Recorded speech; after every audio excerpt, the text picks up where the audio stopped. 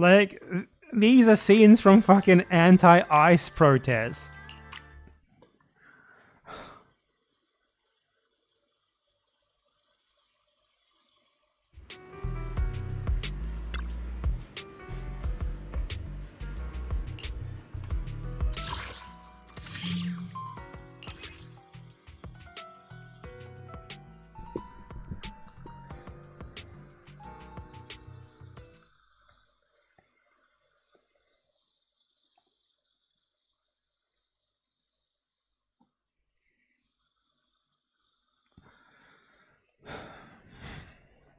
Man, I gotta say, if those combat veterans really do believe that what's happening in the US is even close to what they did to Afghanistan and Iraq, I wonder what they think about this reaction to it. At least the Iraqis and the Afghans fucking fought back. What the hell is this? What is going on here?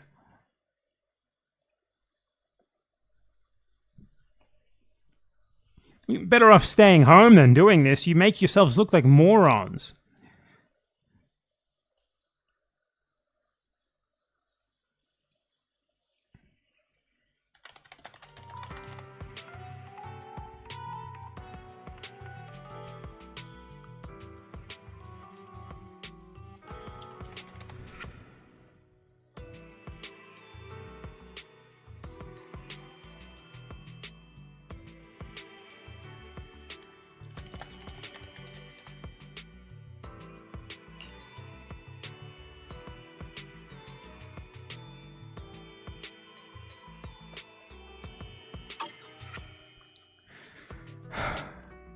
Neon-clad protesters stage 80s aerobics demonstration outside Portland ICE facility.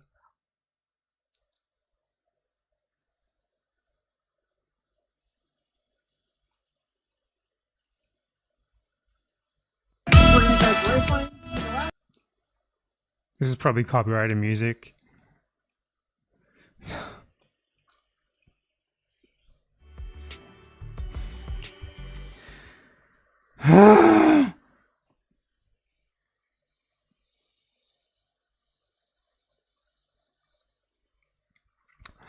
The people in the world with the most capacity to do something about imperialism are Americans.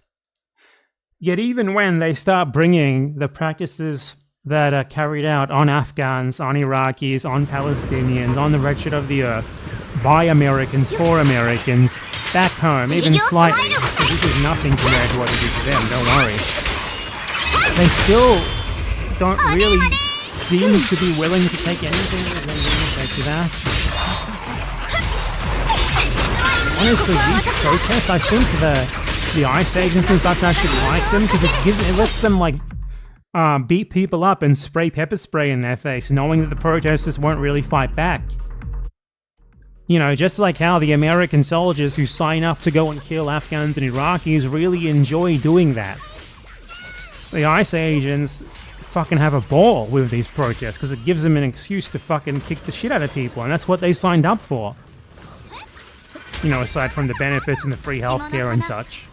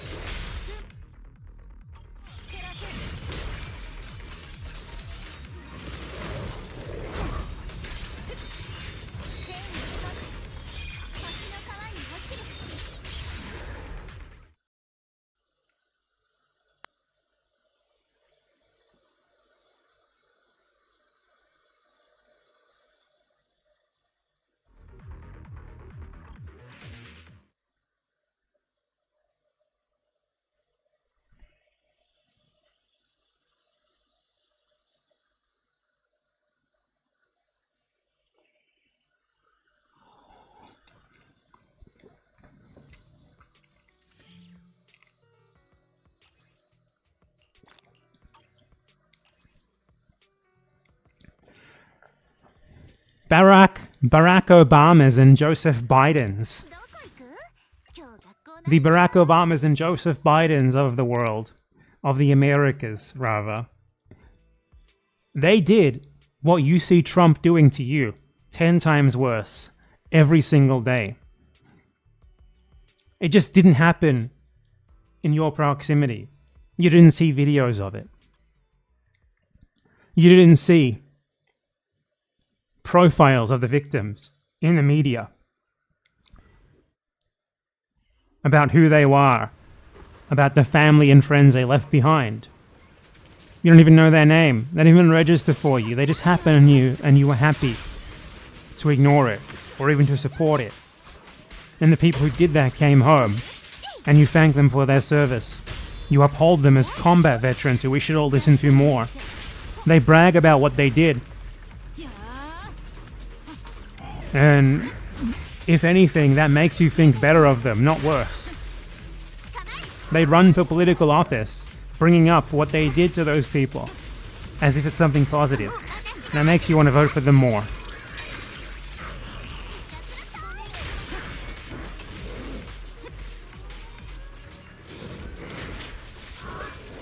Americans demand and ludicrously get absurd amounts of sympathy from people all over the world. And that's a problem. They shouldn't get it until they afford it to others. When the American people, by and large, care even a smidgen as much, fight back for those who are massacred by them and theirs, even afford them the courtesy of naming them, even just a little bit as much as they do when a tiny little bit of imperial blowback comes home, then maybe it would be warranted for them to get a slight smidgen of sympathy, but it's not, because they're not doing that. And yet, what is happening? Always. Every international media outlet, one person killed. One man in America killed. It's literal headline news. This is the main, the biggest British media outlet, BBC. Headline fucking news. The first biggest story. They even have a live feed going for it. One American is killed. Live feed.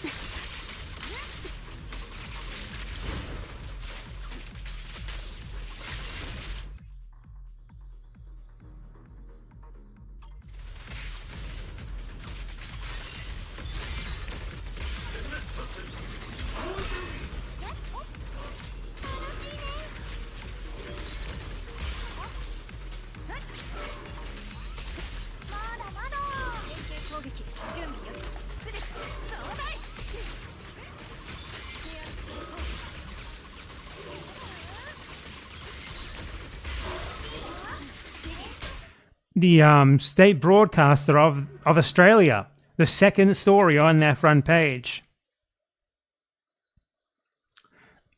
is that story. One American is killed.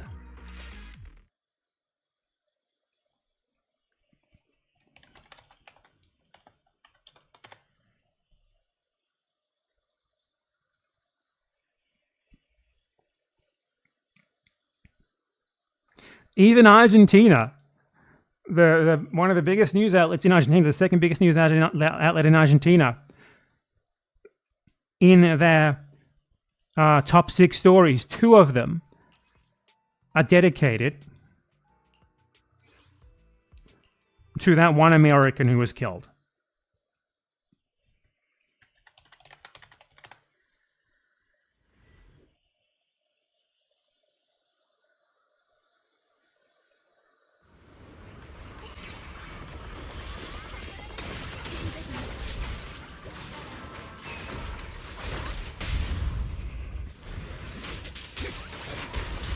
When Palestinians are massacred with American bombs, with American approval, with American support, people who never would have been killed without all of those factors coming in from the Americans, they don't even get a name, if they're even mentioned at all, let alone on the front page of every single global media outlet.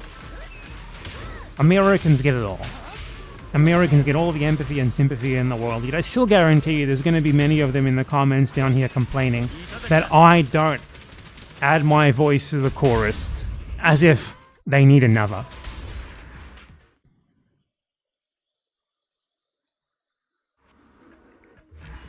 I'll make a deal with them. You protest even remotely like this, ever, I mean, what am I saying? They're not really protesting in any effective way, but let's imagine that they were. You engage in any sort of serious civil disobedience against your government for what they do to others, and I'll start affording you the sympathy that you think you deserve by default.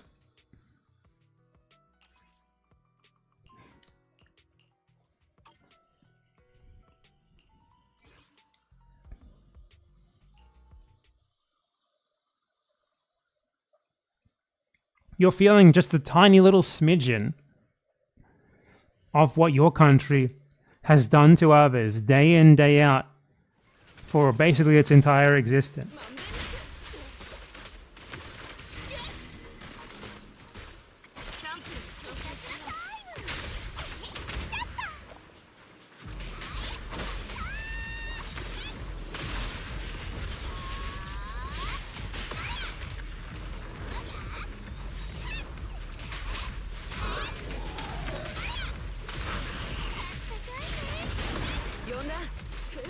And if you want that to not also happen to you, well, a good way to ensure that it doesn't is to actually fight against that.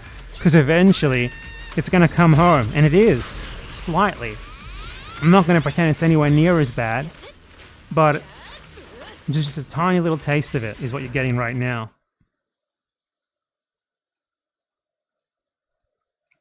You want to ask questions about how this happened? Because you did nothing about it when it was being done to others, and you were doing it in many cases. Because some of you watching this are undoubtedly veterans who did it, or who supported those who were doing it.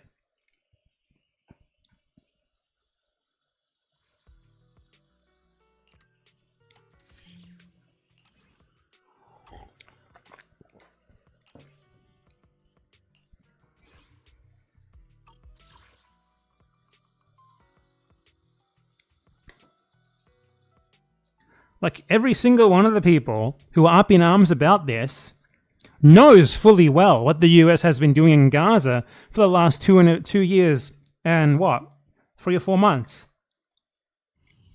I've been seeing it every day. They knew all about it. But the vast majority of them didn't care.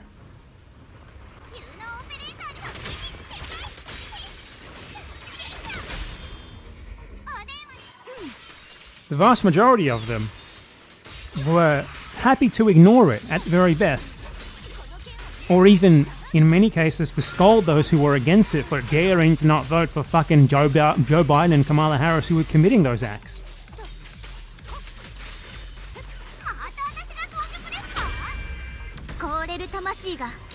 So, it's difficult for anyone who isn't an American, a selfish American at that, because there is at least a few Americans who see the same contradictions that I'm seeing. It's difficult for us to have any sympathy for you when that's you. Just like how I didn't perform sympathy for the victims of the Bondi shooting, I'm not going to perform sympathy for these people either. Like, they don't need my sympathy. They have plenty of it already. Not that sympathy gets anything done anyway. What is that? Like, kind words? Stuff that makes the interlocutor feel good? It's not action. It's not even taking the correct line on things, because to take a correct line here, you'd need to acknowledge that what's being done to you can only happen because first it was done to others in other places outside of the USA.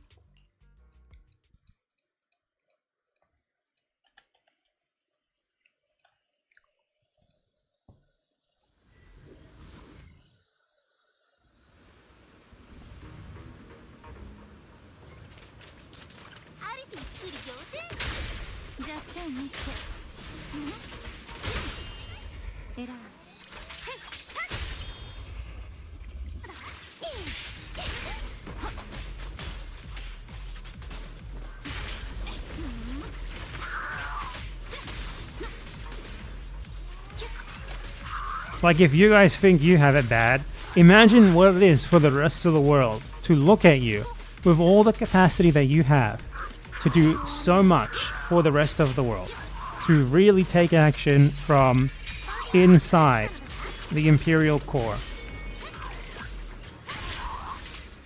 And there's just nothing.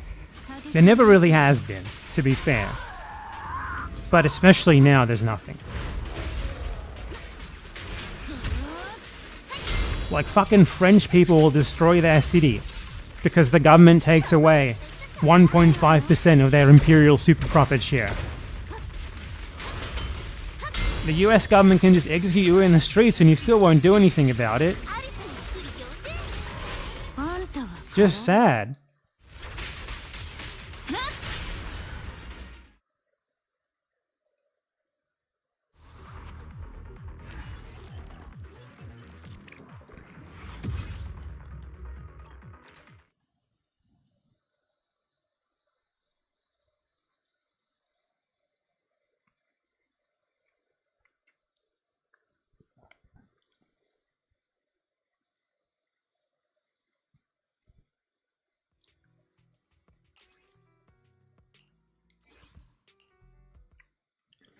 Anyway, so this past week there was a bit of a spat.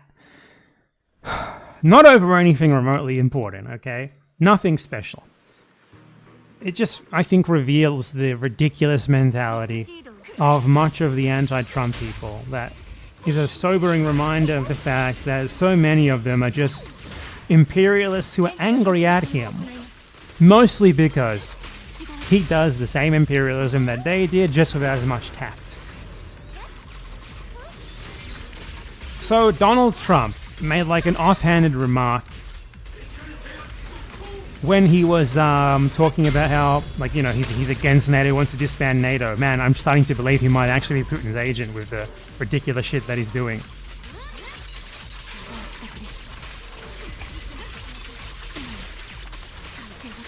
Like, Trump is attempting to justify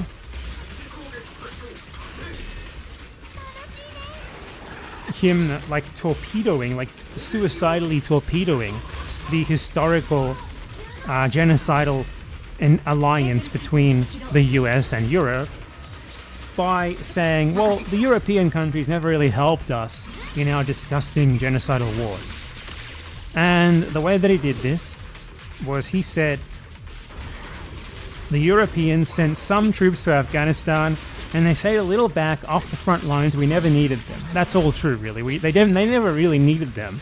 What they needed from the Europeans and the Australians and the Canadians, who all went and helped, was the legitimacy that having a bunch of foreign forces there with them gave them. It made it seem like what they were doing was not simply an imperialist invasion for imperialist purposes, but rather like legitimate world policing action because they had the backing of so many other imperialist countries. That was the important part.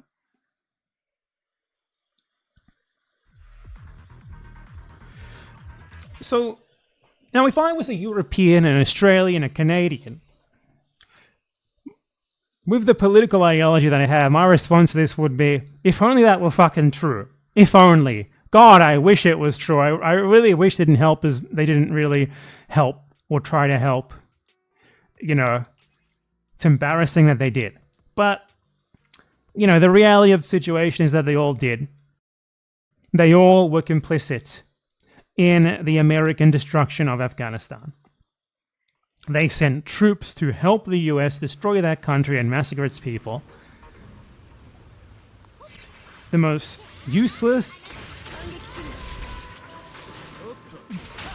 disgusting war of all time that, even for the aggressors, resulted in nothing.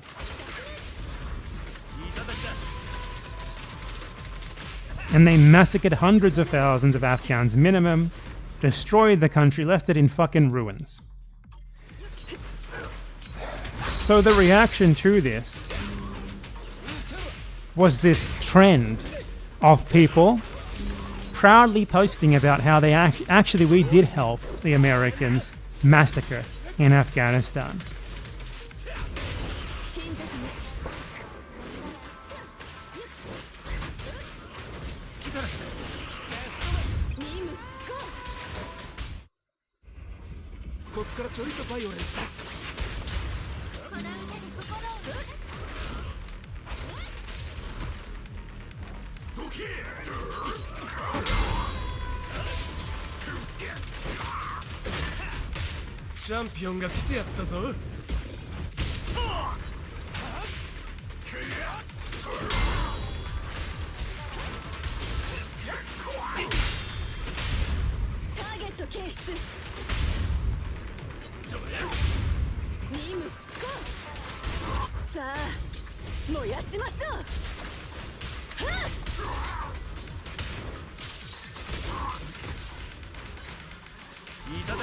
Like, you search fucking Reddit, and it's endless posts from people saying, here we are. We helped the US to destroy Afghanistan. Turkish soldiers coming back from doing nothing in Afghanistan. Just 4 Canadians, me on the far right, doing nothing for the USA in Afghanistan. Here's me, a Norwegian soldier, doing nothing for America in Afghanistan. Here's me, a Canadian soldier, doing nothing for America in Afghanistan.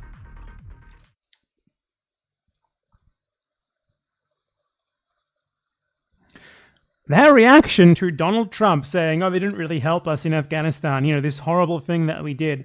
Terrible. Genocidal war that we waged on the Afghan people for 20 years. They didn't help us with that. Their reaction is to be like, actually, we helped you and we're fucking proud of it. Let's shove it in your fucking face.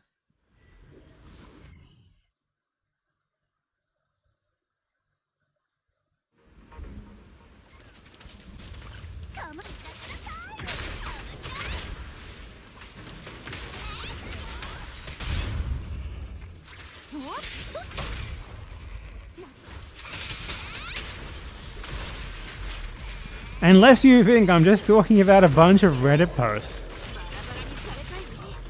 Keir Starmer, the president... Oh, sorry. Keir Starmer, the Prime Minister of the UK. And one of the chief, Donald Trump, butthole lickers. Even managed to, like, spur himself into having the courage to say that what Trump said was bad.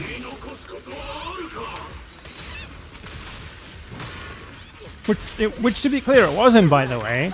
The reaction of a sane person to this would have been, oh, thanks, I only wish that were true.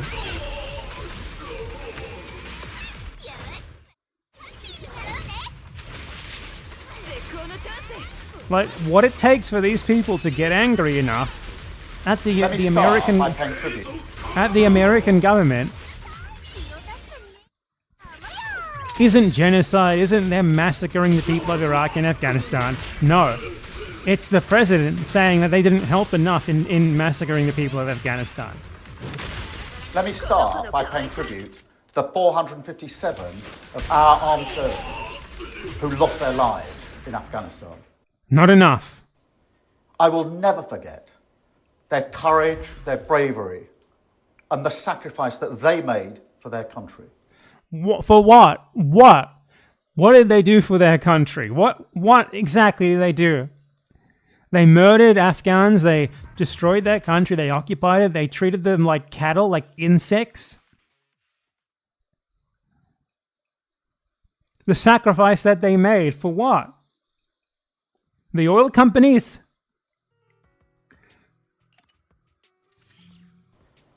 There are many also who were injured, some with life-changing injuries. And so I consider President Trump's remarks to be insulting and frankly appalling. And I'm not surprised they've caused such hurt to the loved ones of those who were killed or injured, and in fact, across the country. Oh, the feelings were hurt.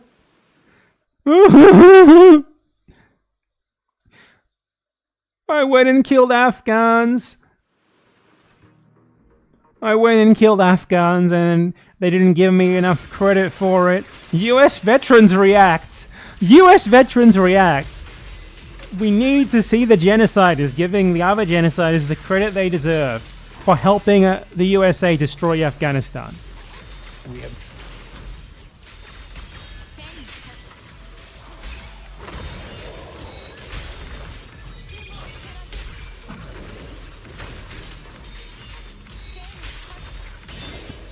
never really asked anything of them. You know, they'll say they sent some troops to Afghanistan and this or that. And they did. They stayed a little off the front lines. Following those comments from President Trump... It's such a small comment as well. Like, Trump blurts that sort of idiocy out all the time. And it caused such a storm. Come on, this is a guy who doesn't even know where he is half the time. Like, he'll go up on stage and, like, make, like, just straight up blurt out, like, random shit from, like, an Alzheimer's patient, and this is what got him angry. Including those who serve shoulder to shoulder with NATO forces on the front lines. And their testimony paints a different picture. I visited the British in Lashkar-Gah in Helmand province, and in particular, UK troops were fighting and dying by the dozens and hundreds in tough fights in Helmand province. Long before the U.S. made that province a focus, and long before U.S. troops surged into that province, the UK was there in some tough fights. They served alongside the British troops. Look at this guy's fucking background. Oh my god, he's so proud about what he did to the Afghan people. Dear God.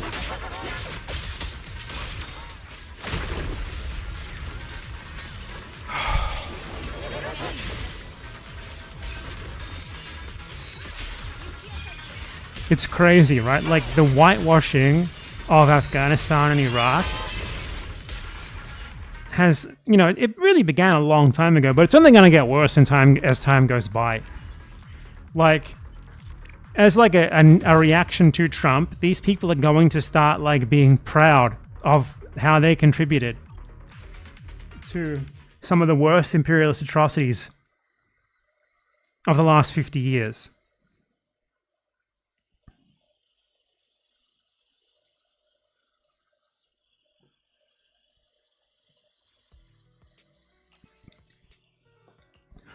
Like, foreigners aren't even people for them, man. They aren't even people. They don't even conceive of these disgusting invasions as having murdered people. Millions of people killed.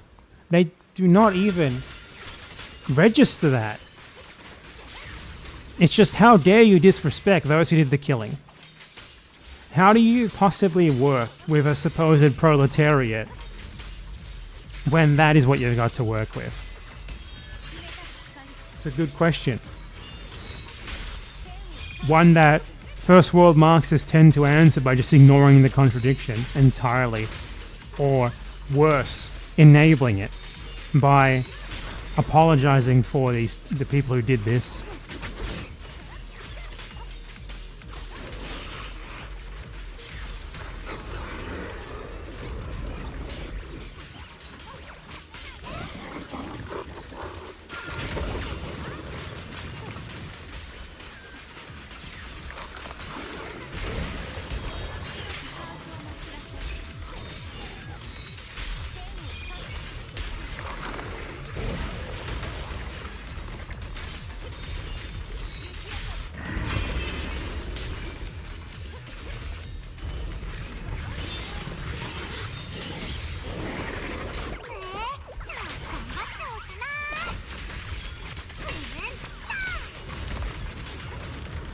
There is a burning question that I think we should all ask ourselves. And that question is, why don't Americans act? Why don't Americans do anything? Like, there is a massive portion of the American population, like probably 40, 50% perhaps, that is convinced that they are living under a fascist government. But they still don't really do anything about it, do they? Why is that? And even beyond that, you can ask further questions like, why don't they do anything when their government is massacring people on the other side of the world? Why don't they do anything for themselves, but also not for others?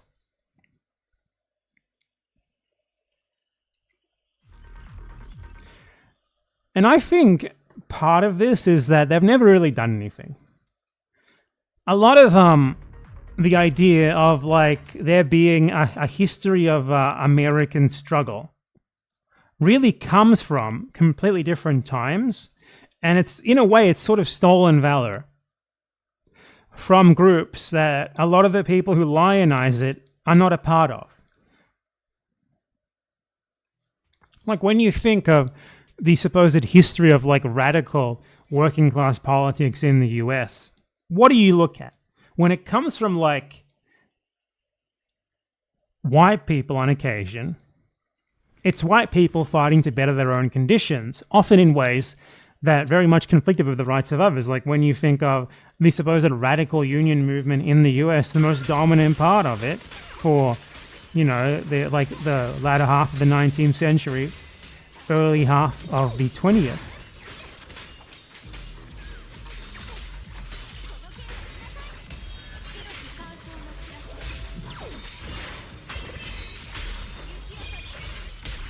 They were fighting their bosses, sure, but it was for themselves. And often they were fighting like migrants and such. Like a lot of the anti-Chinese sentiment in Australia as well, it was the same, came from unions who were angry that non-white people were being given their jobs. That's the true history of like radical struggle in the US, is that.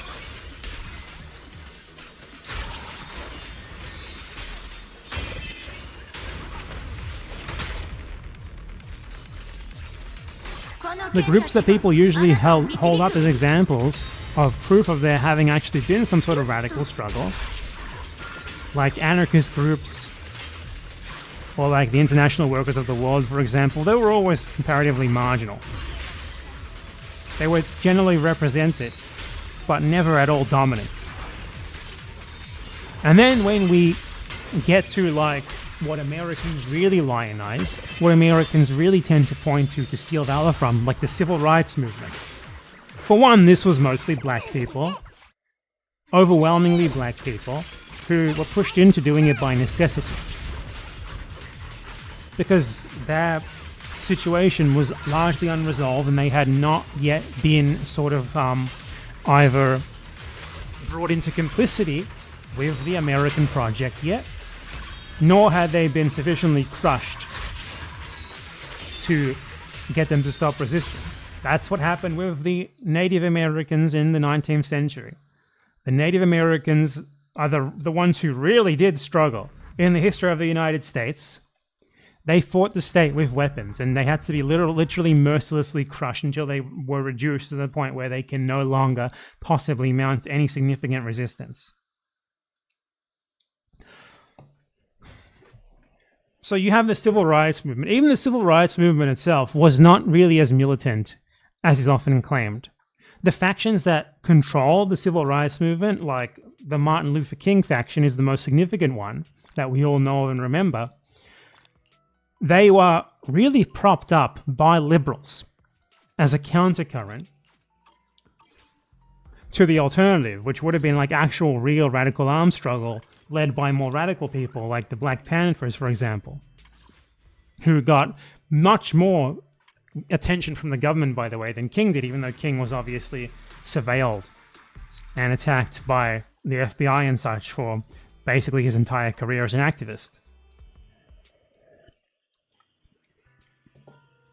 But when you look at the American civil rights movement, for one, it was very much de-radicalized from that really revolutionary potential by liberals, by the liberal donors especially. If you look into like the Zionism of the American civil rights movement, which was extremely serious, by the way, among the more liberal factions that were led by people like King, the reason why they held that Zionism is because a lot of liberal Jews donated to them, and a part of that deal was that they would have to support Israel. Obviously, they didn't do it that much, but they still did.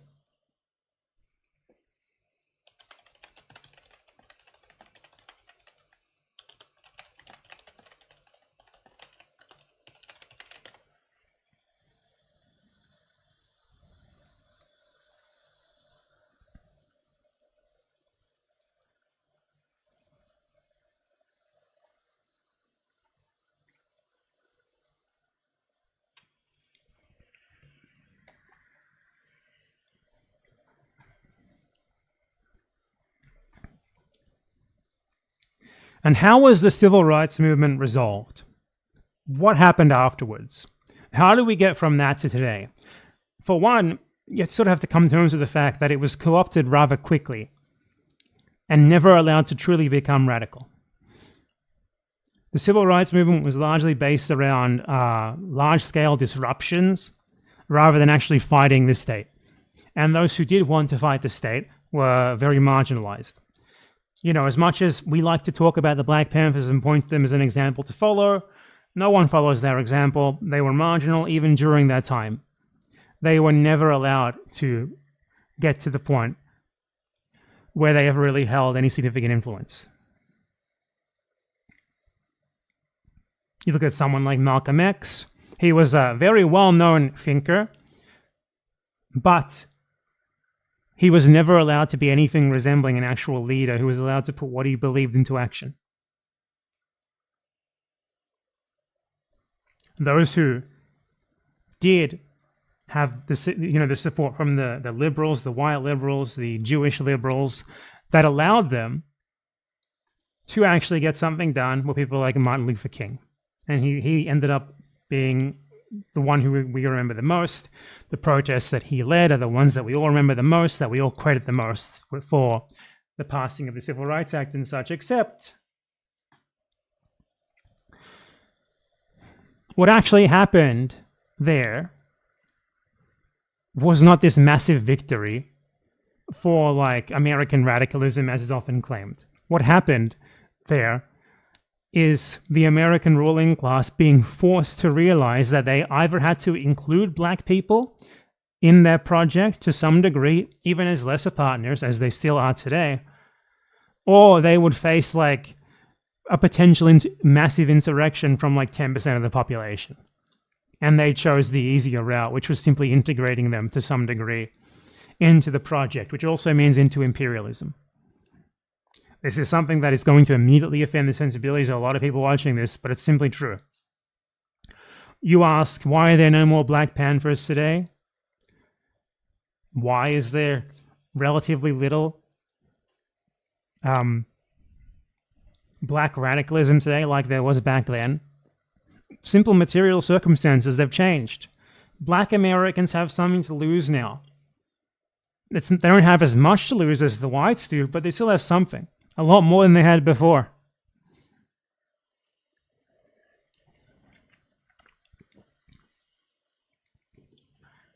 They didn't have to do to Black Americans what they did to Native Americans.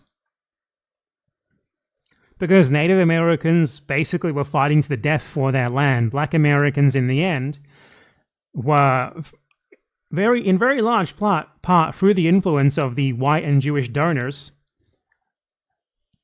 who were able to donate a ton of money to the disruptive but largely non-violent factions of the civil rights movement to the point they became dominant.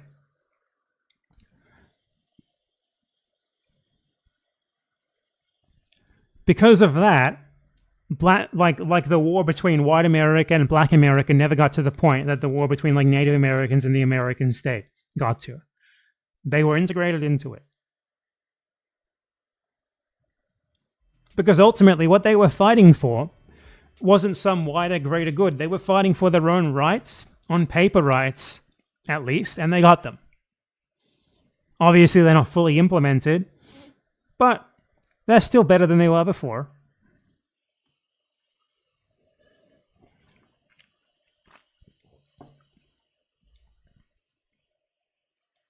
So when you look at what has changed in the US from a materialistic standpoint, what's changed is that people have been given more and more to lose. Living standards in the US peaked in the 80s, but they haven't dropped that much since. And Americans still live better than the vast majority of people in the world. Americans are in like the top 10% of global living standards. Even the poor Americans, the most downtrodden among them, who live in the shittiest houses, in the shittiest conditions, with the shittiest food, the shittiest sanitation that Americans have to offer, that's still a higher average standard of living than what most people in the world endure. So when we ask the question of, why don't Americans really fight as much as they used to. Firstly, I would say that they didn't really fight as much as you believe. But for one, it's because they used to actually have something for themselves to fight for. Because on paper, they didn't even have equal rights. In the case of black people. But then they got that. And while they still would have something to fight for, there's the risk calculus. They're like, if I fought for more, would what I could potentially lose for it be worth it? And they don't seem to think so. And they think even less so when it comes to foreigners, because you have to understand what limited real solidarity there has ever been with non-Americans coming from Americans has really only ever come from the more radical factions of like black people's movements, more or less. And also like relatively small and marginal groups of like communists and anarchists and such, who sadly never really had much influence overall. Like the most anti-imperialist parts of the civil rights movement were obviously the Black Panthers. To argue that like the more non-violent factions of it were even anti-imperialist, I'd say it was very much a stretch, especially when you look at that Zionism. They were very willing to be on board with American imperialism, provided that they got their share of it, and they did in the end. I mean, they didn't get their fair share, obviously, because black people are sort of discriminated against in the US, but they have been given enough.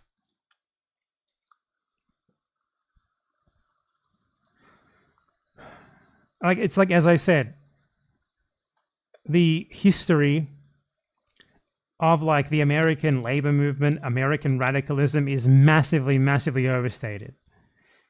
True American radicalism has always been very marginal, very marginal.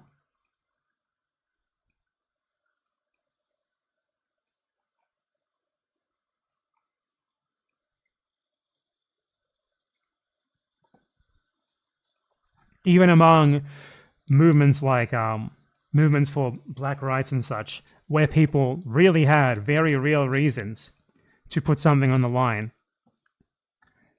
Ultimately, the main goal was to get something for themselves. You've never really seen the sort of internationalism that came from like the Soviet Union, from like Cuba, for example, in the US. There's never really been anything even remotely like it.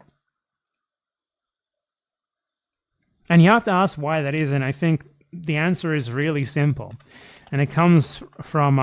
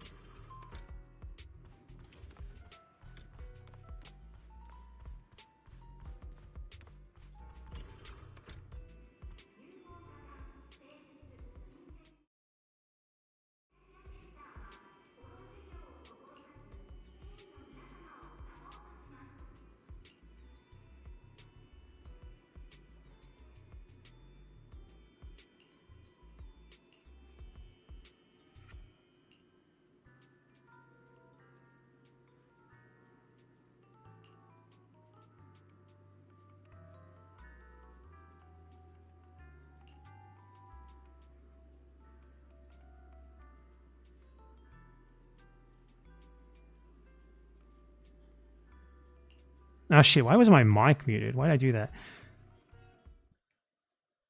Comes from a certain Che Guevara. You might have heard of him. He wrote this in 1954.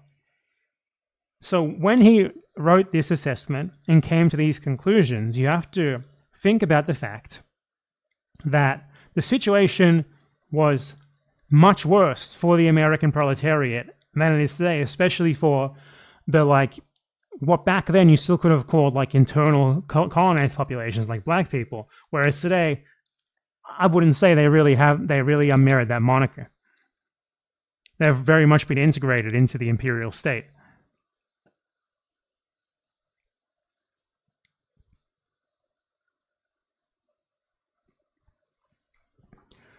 In Che Guevara's assessment of the American working class, he was writing during an era of supposed American proletariat radicalism, by the way, as Americans will often frame it. Like Americans, as I said, they like to, for one, they like to steal valor from black people, and also by overstating the radicalism of the black people's movements, the significance of the radicalism in the black people's movements. And for two, they really like to just overstate the radicalism of the past. And yet Che Guevara wrote this in 1954. The reality is that there's not really a radical era to turn to for guidance. If Americans want to spread any sort of radicalism in their own countries, they're going to have to construct it themselves using a blueprint that accounts for everything that Che Guevara wrote here. Which, honestly, it may be impossible because the contradictions are too much.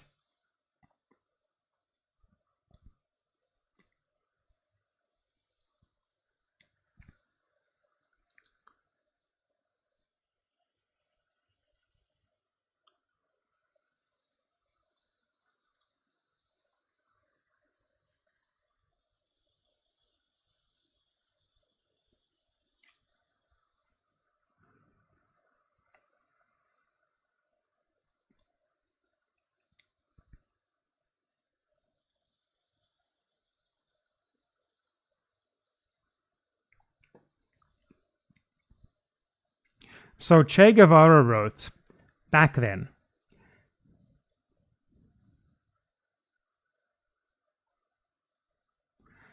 any true nationalist sentiment would lead the peoples of Latin America to try and emancipate themselves from the oppressor, i.e. monopoly capital.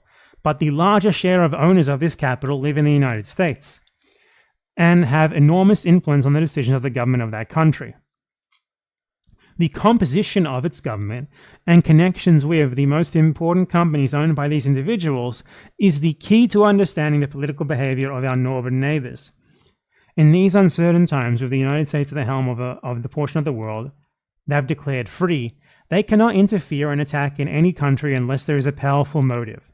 But this motive has already been invented as is being enkindled by them: international communism. You know, they have new motives now, like drug trafficking, human rights. Sometimes we just want the oil, as you're seeing recently. This hackneyed trope serves for the moment to excuse modern propaganda operating at maximum effectiveness in the organized spread of falsehood. Later, perhaps, it will justify economic intervention. Then, why not armed intervention? This whole defensive system is vital for the capitalists if they want to maintain their present system. Now, this is where a lot of Americans who want to imagine themselves as equal victims, they want to imagine like this unified global proletariat that has the same interest everywhere in the world, which in the extreme long term may be true. You know, everyone would probably live better. Even the richest among the proletariat would still probably live better under full global communism. But the reality of the situation is there's not going to be full global communism. Climate change will happen before anything even remotely like that could ever even possibly occur. So you have to operate within the reality of the world as it is, which is that the situation of today is one where you have a class of people in the imperialist states who live better than people in the rest of the world. And this has given them a very different set of material interests than those people in the rest of the world, than those proletariat in the rest of the world. So they're clearly not united by class interests, even if in the super long term, in like the pie in the sky end goal, they might be better off How the fuck are you going to convince them to fight for that when their already existing, relatively good lifestyle depends on them not fighting for that? Good luck.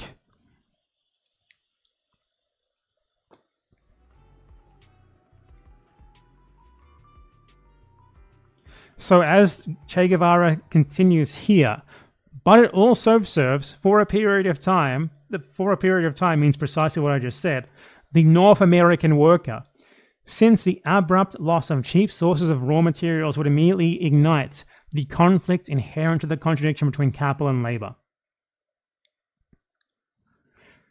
So long as it, being the American workers, cannot themselves take direct control over the sources of production, the result of the imperialized countries kicking imperialism out of their countries would be disastrous for the American proletariat. So Che Guevara continues saying that he would insist that we cannot demand that the working class of the North look past its own nose. It will be useless to try to explain to them from afar, with the press totally in the hands of big capital, that the process of internal decomposition of capitalism can only be deferred for a while longer, but never stopped, by the totalitarian measures taken towards maintaining Latin America in a colonial state. See, he's basically saying exactly what I said there. Like, how are you, like, you're going to argue to these people that their high living standards are temporary, their relatively high living standards are temporary, and tell them that eventually capitalism will wither away, and that's supposed to get them on your side when they still have to give up what they have now in the short term? It's probably not going to happen. The reaction to a certain extent logical of the working class will be to support the United States, rallying behind any given slogan, as anti-communism happens to be the case. On the other hand, this is another thing that I've said repeatedly regarding American unions. It should not be forgotten that the function of the workers' unions in the United States is rather to serve as a buffer between the two forces in conflict, and to surreptitiously sap the revolutionary power of the masses. I've said these same exact things. And a lot of the people who hate me for saying them have Che Guevara avatars, and he was saying this in 1954. Hold on, I'll be right back. And then I'll continue.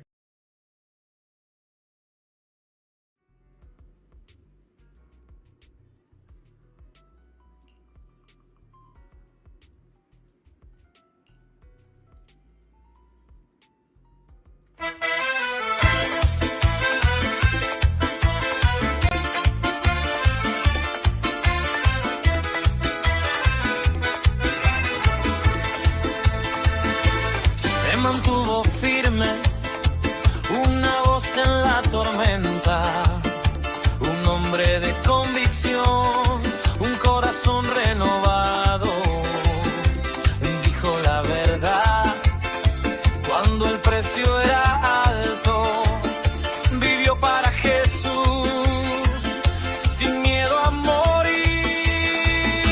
Somos Charlie King.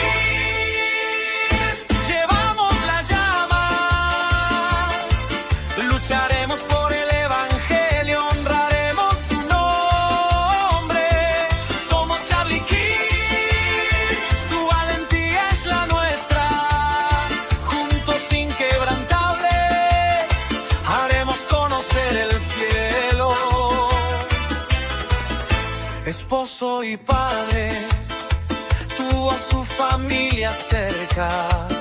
Un hogar construido sobre la escritura, sobre una fe sin miedo. El mundo intentó silenciarlo, pero su voz permanece. En nosotros resuena, en Cristo se sostiene. Somos Charlie King, llevamos la llama, lucharemos por el evangelio, honraremos su nombre.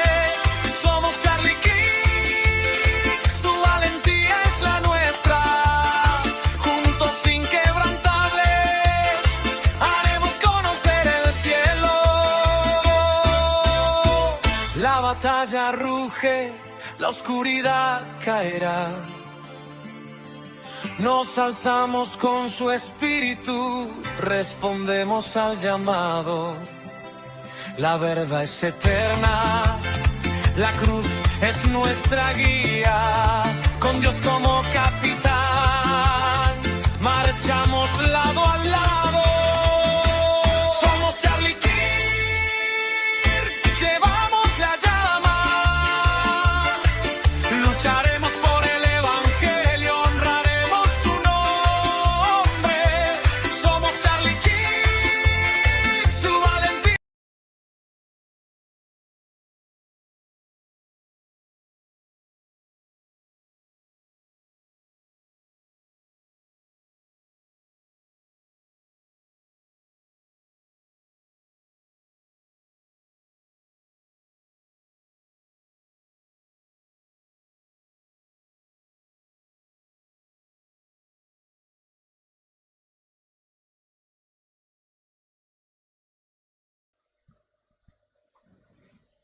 Okay, let us continue.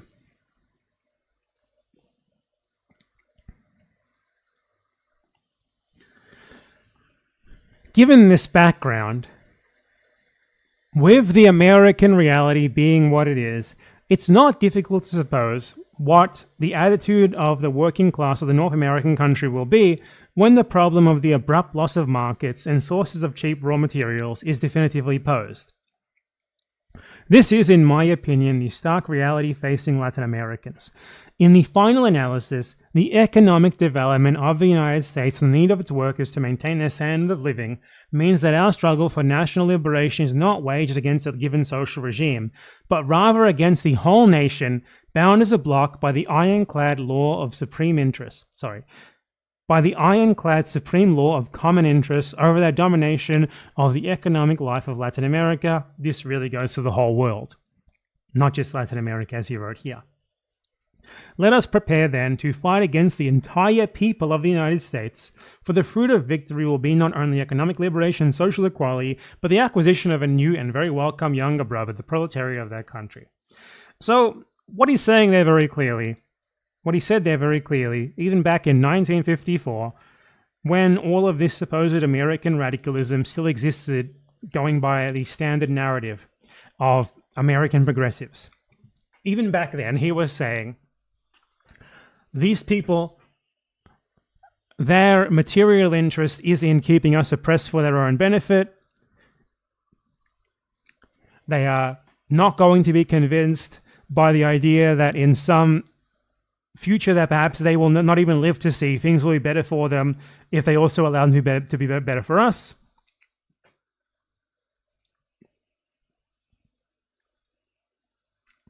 So the only real solution is to fight against all of them and not be naive and think that they will ever be on our side, because it's against their interest to be on our side. They'd have to give something up to be on our side. And while some of them, maybe 1 or 2% will help us just out of the goodness of their heart, really, because it's the right thing to do, you can't really rely on that.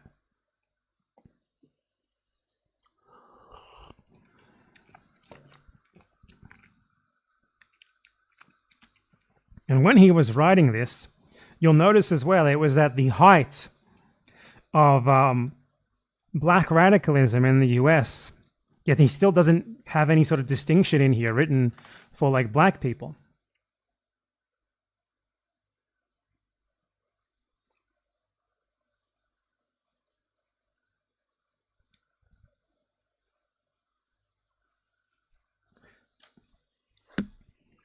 He actually specifically accounts in this article for black people in this way. He wrote, except for black people, segregated, and the germs of the first serious rebellion. He's not calling them germs. He means by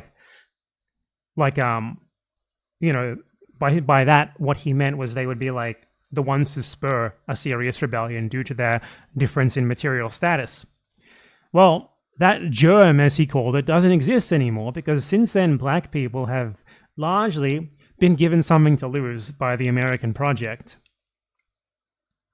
by the American regime. And hence, That potential has largely been neutered.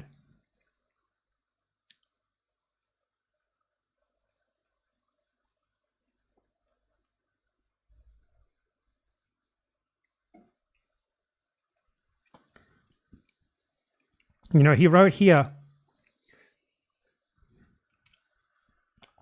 workers in the US enjoy enormous wages compared with those commonly doled out by capitalist enterprises. This is because the overhead of this actual pay over the standard required for profiteering is more than made up for by groups of workers from the two great communities of nations, Asians and Latin Americans, also the rest of the world as well.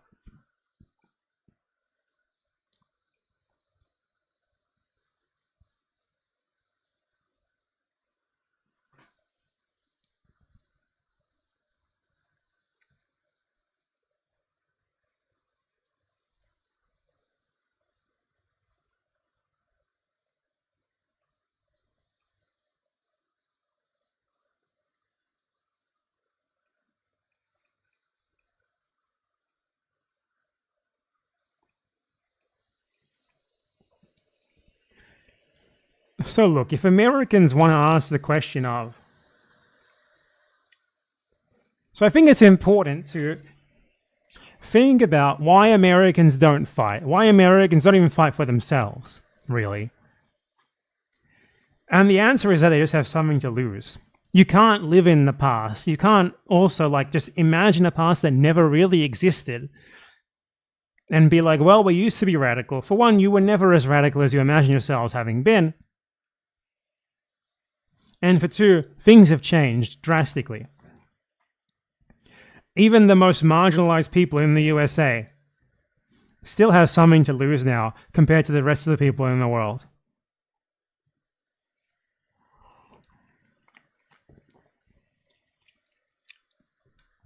The greatest revolutions always come from those who have the most to lose. It's just, you know, materialism.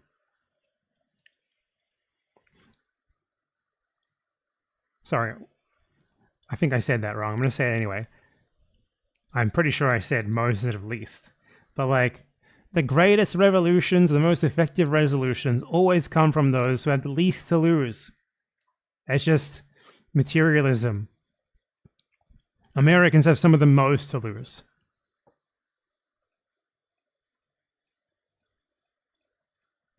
Why would you go out into the street and fight your government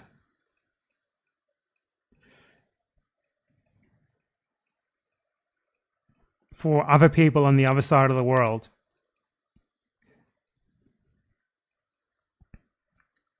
When it's that exact oppression of those people that in large part enables you to be in the position that you're in. Why would you fight against your own interests like that? Obviously, they're not going to. So Americans have to take that into account. The Americans who do want to fight against that have to take that into account and have to ask the question of, what do we do about this? How can we change up our strategy? Maybe basing our strategy around debasing ourselves and appealing to Americans by like talking about how much we love veterans and shit isn't worth it if we really want to do something about imperialism. You know?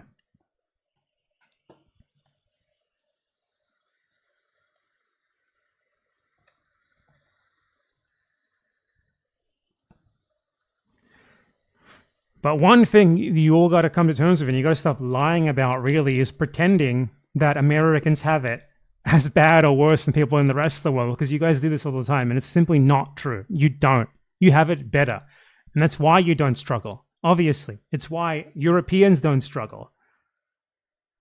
It's why Australians and Canadians don't struggle. Because in many cases the struggle will be detrimental to themselves. Because what do they care that people on the other side of the world are being oppressed for their benefit? If anything, they want it to continue. They need it to continue. You have to operate with this in mind because it's simply true.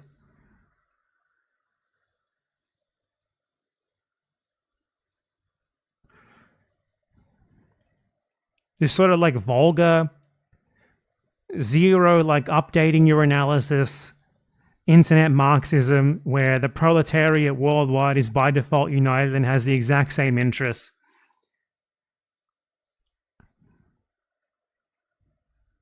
has never and will never be remotely accurate.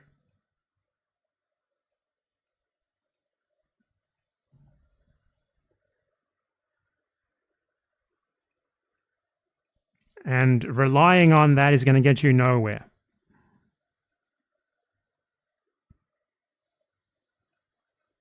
You know, it reminds me of how people were trying to defend Graham Plattner for being a Blackwater mass murderer of 4 tours with the American military by saying that he was working class. And even aside from the fact that he obviously wasn't actually working class and they were lying about that, it's like they don't even conceive of the people who he killed as working class themselves. He's just working class, and that makes him a victim who's absolved of anything bad that he's ever done. Even though quite clearly, whatever working class would mean for someone like that does not mean the same as what it would for the people who he's killing. Clearly, those two people have totally distinct class interests between them, to the point that calling them both a part of the same working class or proletariat is a total joke, because for one of them, perpetuating the oppression of that other worker and literally killing them by his own hand gives him intense benefits, to the point that that's within his own interest. These two different groups of people couldn't have their interests less aligned with one another. So clearly, this vulgar analysis isn't accurate.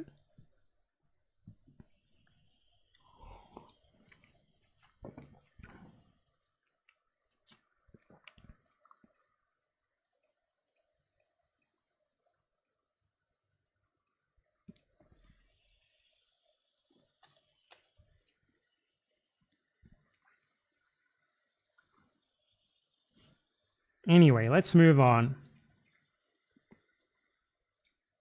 to another story of the week.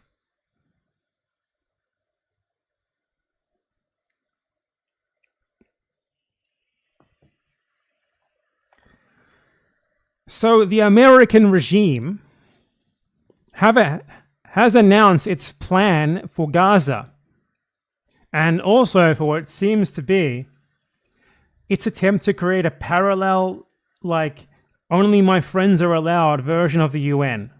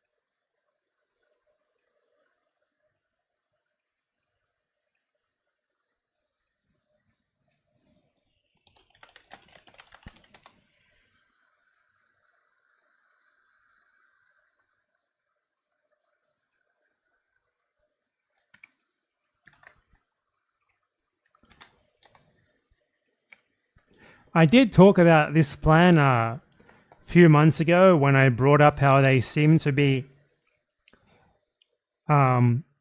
recruiting Tony fucking Blair, one of the butchers of Iraq, as like the potential leader of the colonization of Gaza that they had planning.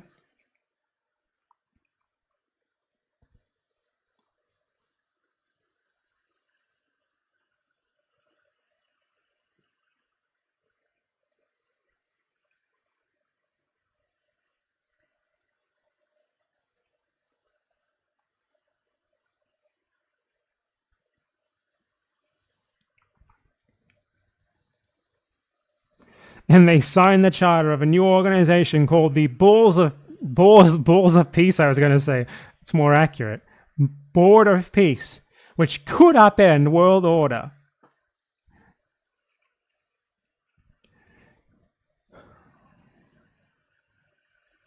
And all you need to know about it really is that Israel has backed the body. Netanyahu has approved the body.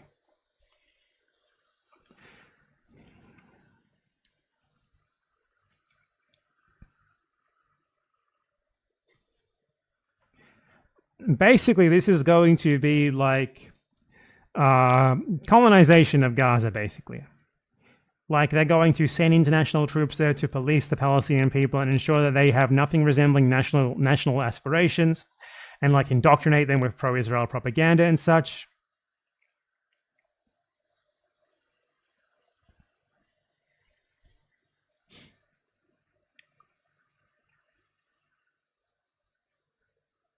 And that apparently countries have to pay $1 billion to buy into this.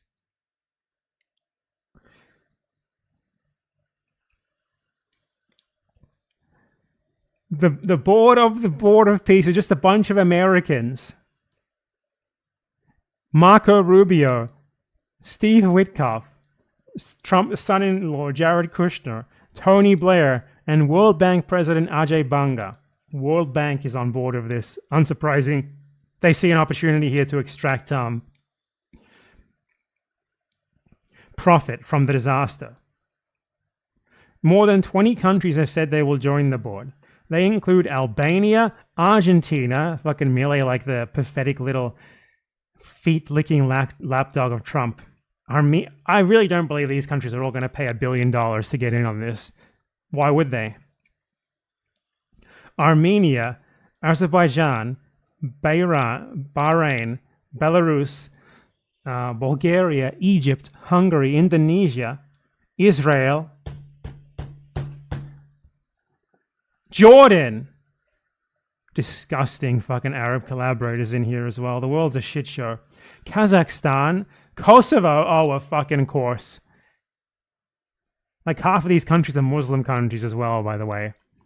Mongolia, Morocco, Pakistan, Paraguay, Qatar, Saudi Arabia, Turkey, the UAE, Uzbekistan, and Vietnam.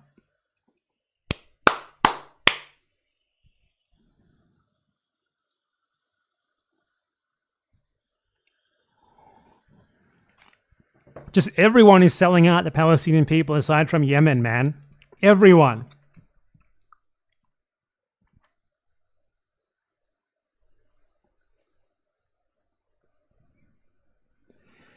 I'm just going to tell you right now, this is a sort of thing that the second Trump goes, everyone's going to forget it exists. It's not going to last at all. Or maybe it'll be like absorbed into the UN and everyone will forget about it eventually. But the most important thing about it is that it's just a part of the Gaza occupation plan. I love the logo as well. The logo is clearly AI generated. And it only shows, like, it's the US, and like by accident they're showing like countries near the US, and that's it.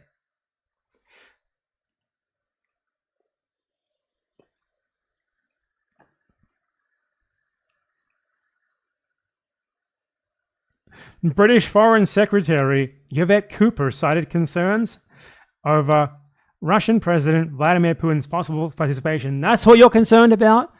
That's all you care about? That Russia might be involved? Israel is involved. You don't care about that. You don't care about the fact it's just a body that's clearly formed to colonize Gaza.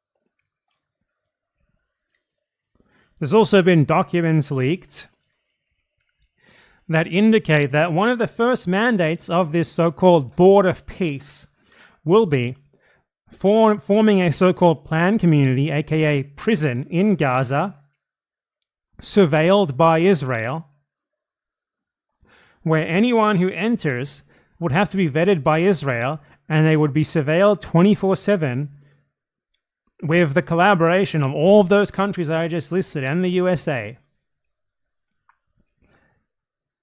under the watchful eye of Israel while it colonizes, rapes, and brutalizes them,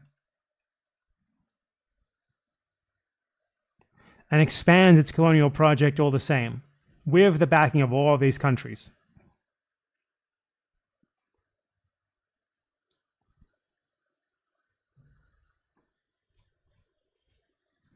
This so-called planned community will contain and control its residents through biometric surveillance, checkpoints, monitoring of purchases, and educational programs promoting normalization with Israel. This is like the ultimate European American colonial project to destroy the Palestinian nationality forever, basically. And guess who's on board? Because it's not just fucking the US. France, Britain, Germany, UAE, Egypt. I'm sure there's more as well that aren't just listed. That just aren't listed here.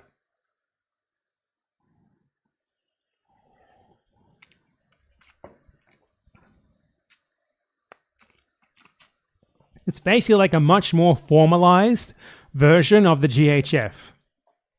You know, the fake Israeli aid organization.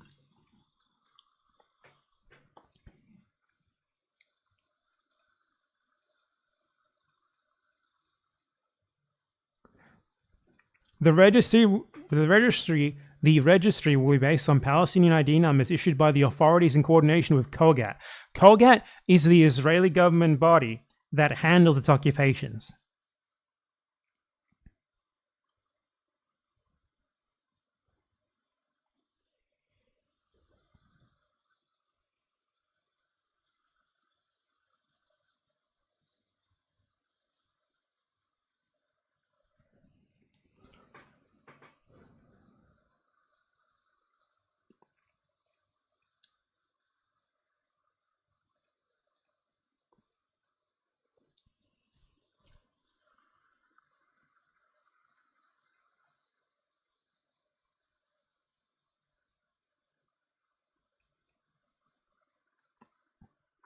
So basically, their way to destroy the Palestinian National Project is through direct control with the complicity of basically every single pro-Israel European ally, of course. You know, this is not simply an American thing.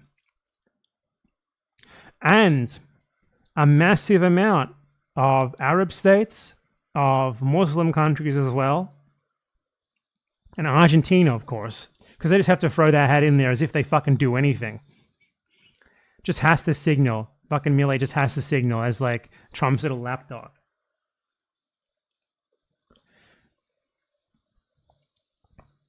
They are going to essentially try and create like basically like reservations. Gaza was already a reservation, but now it's going to be a much more directly controlled reservation where Palestinians will be like indoctrinated into giving up any notion of ever getting their own land back or even being Palestinians in the first place by this Arab Western Muslim nation as well coalition, because there's like Kosovo in there, there's Indonesia, etc.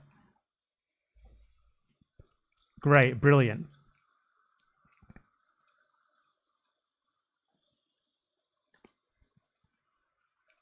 This is like an earth-shattering thing that I would hope people would protest against, but it's just going to go through without even a whimper. That's the sad thing about this. Like, there's no stopping this. That's the worst part about it. The only stopping it would be action in the countries that are backing it. And yet it's scarcely even being met with any acknowledgement. We're just looking on with horror. Being like, pointing at it. We're pointing at it and we're saying, this is bad. But ultimately, we're not going to do anything about it. This is the world now. We've all been fucking pacified by the internet. I think that is something that I failed to account for in my previous segment. You know what? I'll edit this in there next. The internet as well. We've just been pacified by it. We all have like screens that beam entertainment to us, the most mind-numbing entertainment to us at any point, whenever we want. And that's like another great reason for the complete de-radicalization of whatever little radicalism there was before. The complete inaction of whatever little action there was before as well.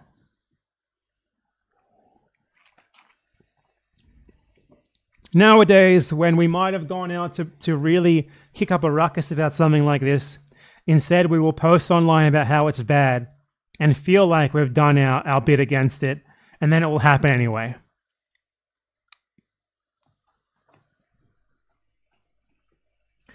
It's just what the world is now, I suppose.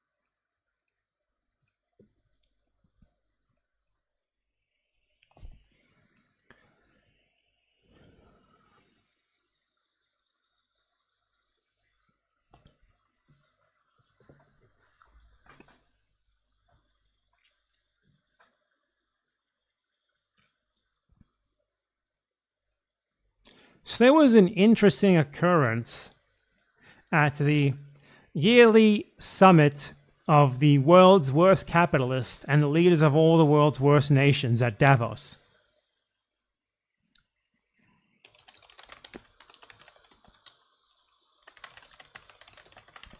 And this was one of the first acknowledgements ever from a significant Western world leader,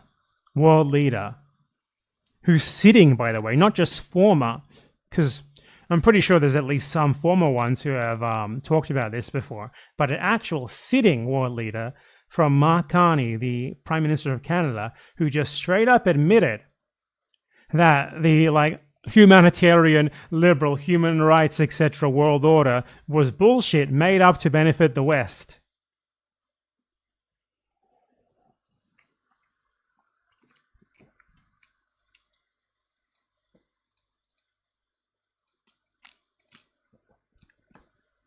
Now, of course, he was saying this for selfish reasons, right? He was saying this in the context of Donald Trump is antagonizing us.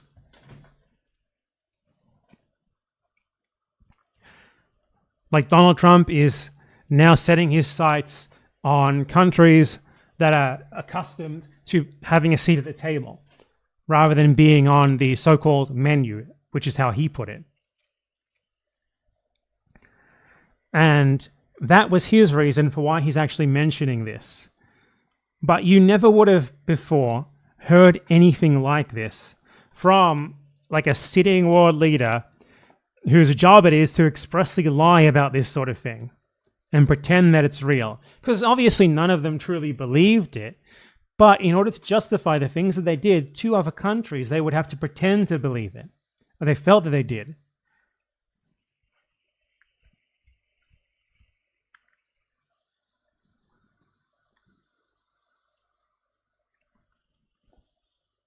He said there was a rupture in the world order, the end of a nice story and the beginning of a brutal reality, where geopolitics among the great powers is not subject to any constraints.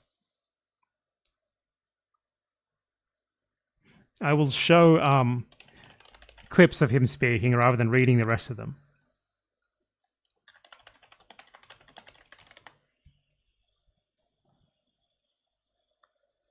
It seems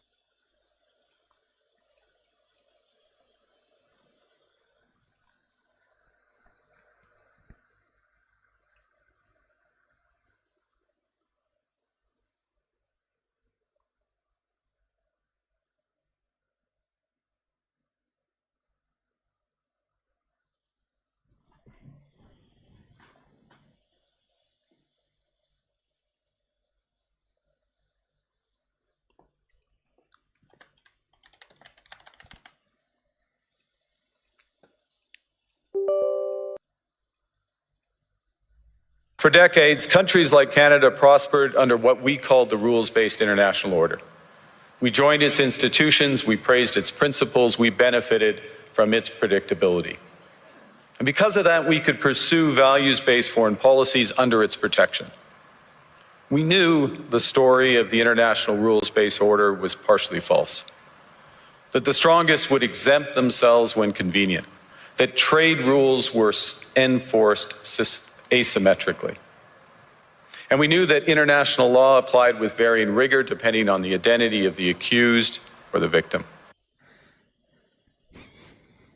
They're just saying it now, aren't they? They're just outright saying, you know, everyone already knows this. You already know this. If you didn't already know this, I would ask how you even came across my channel.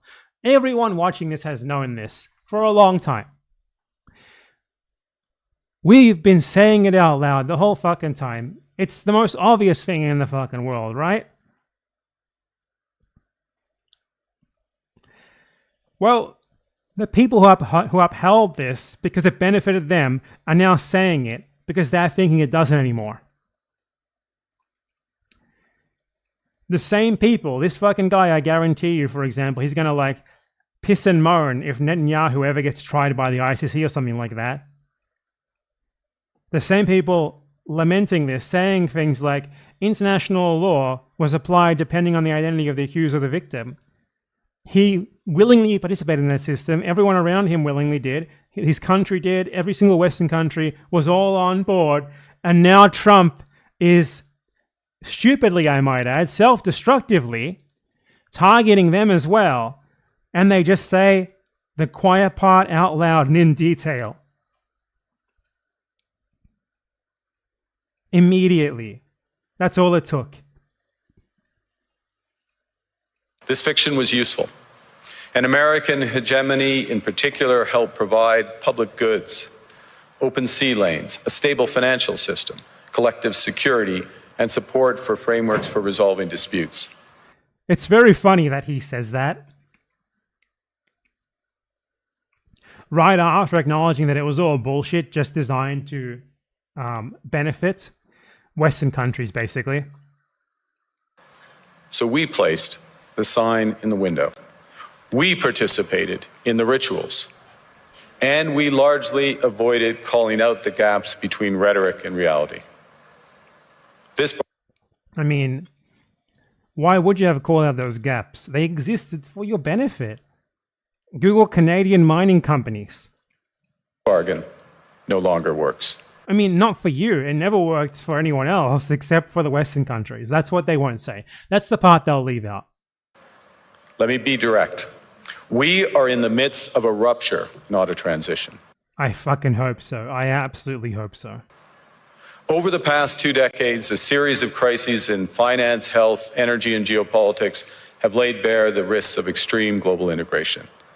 But more recently, great powers have begun using economic integration as weapons. Oh, more recently, just recently. See, this is the part where they try to like sugarcoat it a little bit, right? This wasn't happening before. Tariffs as leverage, financial infrastructure as coercion, supply chains as vulnerabilities to be exploited.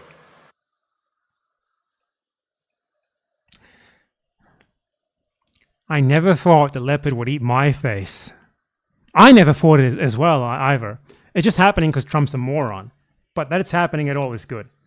But like, he's like, they're doing to us what we used to help them do to others. We used to do it with them, and now it's being done to us. So now I'm denouncing the whole system.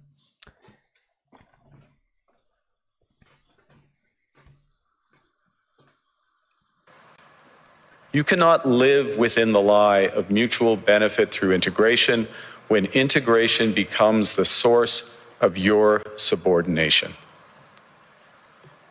The multilateral institutions on which the middle powers have relied, the WTO, the UN, the COP, the architecture, the very architecture of collective problem solving are under threat.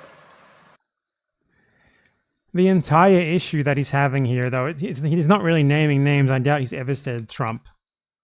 It's that Yeah, there's no single mention of Trump here. That's obviously what he's talking about. It's that previously they were partners in American hegemony. Now Trump is utterly destroying American hegemony and their place in that partnership as well, and even attacking them too.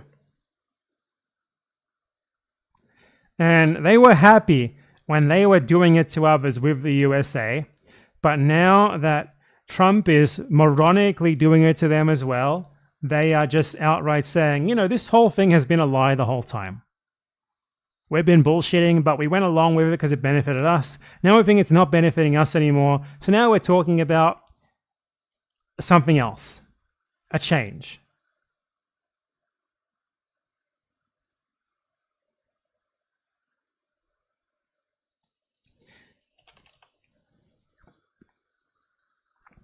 Basically, he is asking to form here like a new imperial bloc without the US in it, between what he calls the so-called middle powers, that is Western majority white countries, basically Western Europe, Canada, Australia, in order to defend their own interests against the US if it continues along the Trumpist path, and also obviously China and Russia.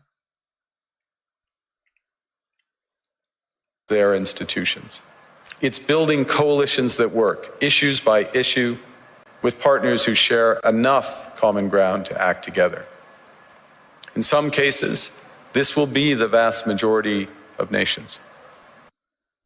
What it's doing is creating a dense web of connections across trade, investment, culture, on which we can draw for future challenges and opportunities. Argue the middle powers must act together because if we're not at the table, we're on the menu. Oh, you poor victim. But I'd also say that great powers can afford for now to go it alone. They have the market size, the military capacity, and the leverage to dictate terms. Middle powers do not. But when we only negotiate bilaterally with a hegemon, we negotiate from weakness. We accept what's offered. We compete with each other to be the most accommodating. This is not sovereignty. It's the performance of sovereignty while accepting subordination. I mean, what he's saying there is precisely what his country, what its alliance with America, Europe, etc., has always been. Forcing weaker countries through their combined power, through, especially with their backing of American hegemony because it benefited them, into subordination to what benefits them at the cost of their own people. Often brutally, genocidally, imposing this subordination upon them. Now, at the first signs of even the slightest crack in this system, they don't like it. They want to get off the ride. So obviously what he's saying here isn't entirely honest, but what he's saying here would be honest if it was coming from a war leader of a third world country rather than the Prime Minister of fucking Canada. Basically, the calculus that he's making here is the calculus that third world nations have had to make. But they weren't able to because the combined power of the United States, of Europe, Australia, Canada, these sorts of nations, Japan, etc. as well, South Korea, etc., was too much for them to really unite against. But now we have a rupture in this power. It's looking like America is going to be going it much more alone. Not 100% alone, but much more alone than before. And might have a split from its previously largely united imperialism with those other Western countries. And this is a situation that, in large part, will be better for the poorer countries of the world if they get their act together and unite.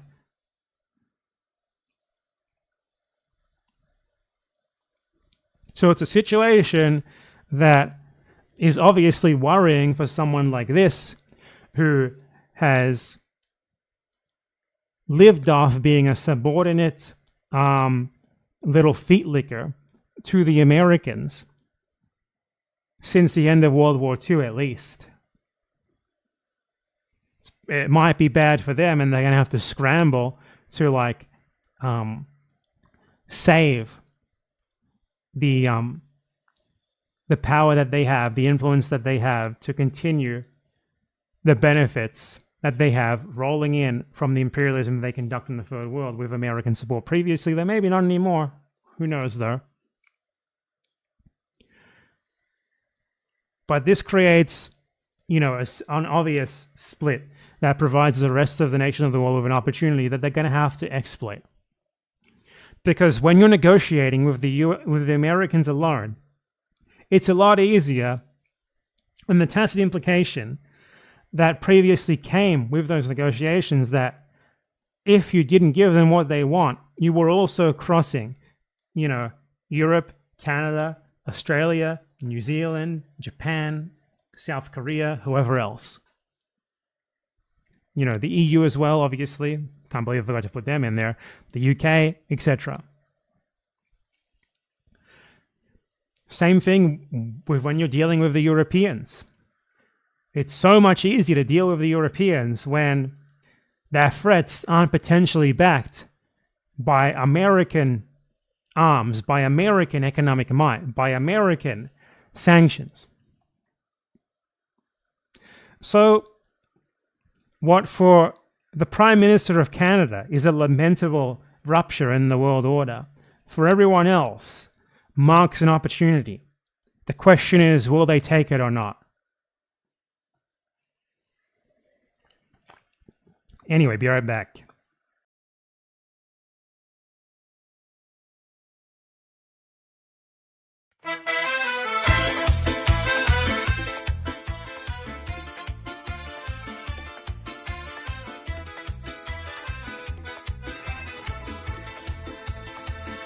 Se mantuvo firme, una voz en la tormenta, un hombre de convicción, un corazón renovado, dijo la verdad cuando el precio era alto, vivió para Jesús, sin miedo a morir. Somos Charlie King, llevamos la llama, lucharemos por el evangelio, honraremos su nombre. Somos Charlie King, su valentía es la nuestra, juntos inquebrantables, haremos conocer el cielo. Esposo y padre, tuvo a su familia cerca, un hogar construido sobre la escritura, sobre una fe sin miedo. El mundo intentó silenciarlo, pero su voz permanece. En nosotros resuena, en Cristo se sostiene. Somos Charlie King, llevamos la llama, lucharemos por el evangelio, honraremos su nombre. Somos Charlie King, su valentía es la nuestra, juntos inquebrantables, haremos conocer el cielo. La batalla ruge, la oscuridad caerá. Nos alzamos con su espíritu, respondemos al llamado. La verdad es eterna.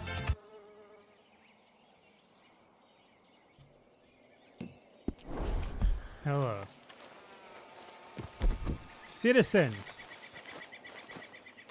were you thinking of saying something mean about Israel? Were you thinking of saying that it's bad to kill children? Were you thinking of saying that stealing other people's land is wrong? Citizen, what you've just done carries a sentence of at least 6 years in prison in Australia. Because they have recently passed new hate crime legislation specifically directed at criminalizing basically anything that makes a Zionist Jew uncomfortable.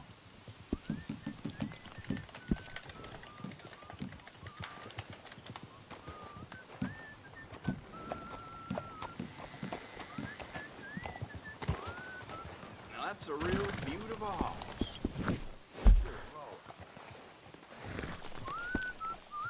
I'm just fine alone.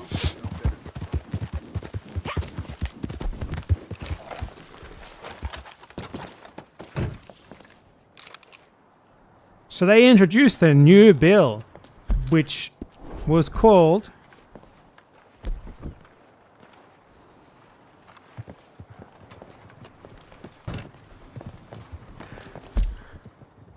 the Combating Anti-Semitism, Hate and Extremism Bill.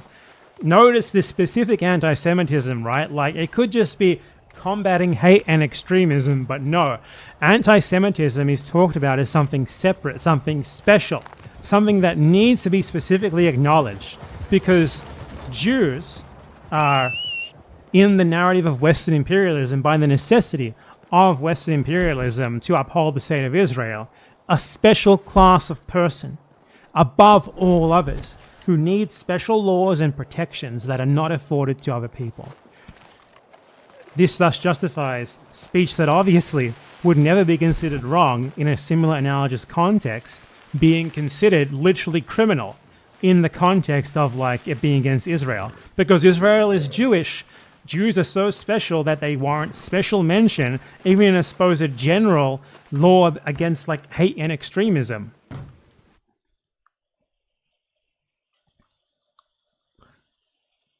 So you better not say anything mean about Israel, citizen.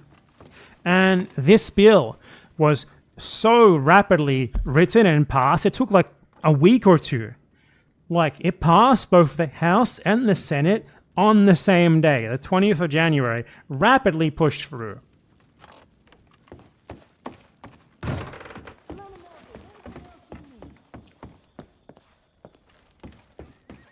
I am doing it now. So, what shall we create?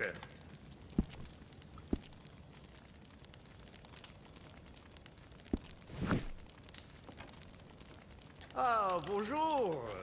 You've been away on some travels, yes? Au revoir, patron.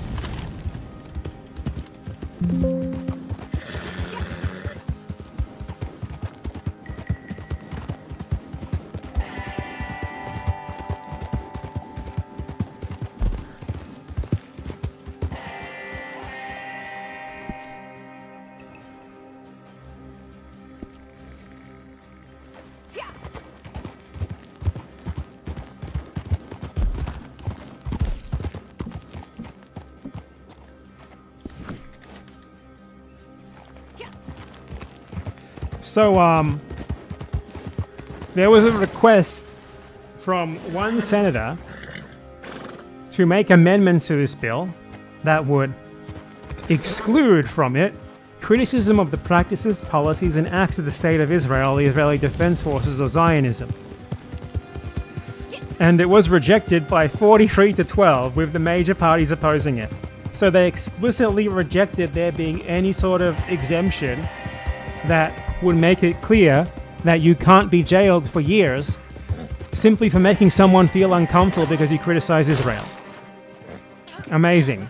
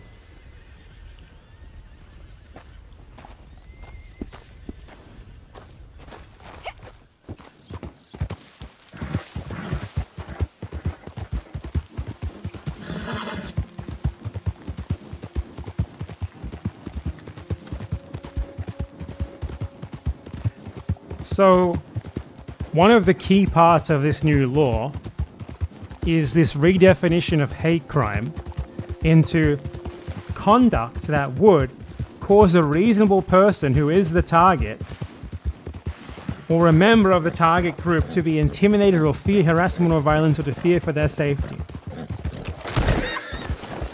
So, obviously, the reason why this is included in here is so that random Jewish Zionists can claim that criticism of Israel, of Zionism, of mass murder of children for Jewish supremacist colonialism is causing them to be fearful. And a good one, too. Or to be intimidated or to fear for their safety. And I will, too. Long as you honor your obligations to the one that gave it to you. Yeah, a wagon from Valentine up to Emerald Ranch. It's the law who's running it. And there might be some others who had the same tip-off as you. But should be easy, really. So, thank old Joe, yeah?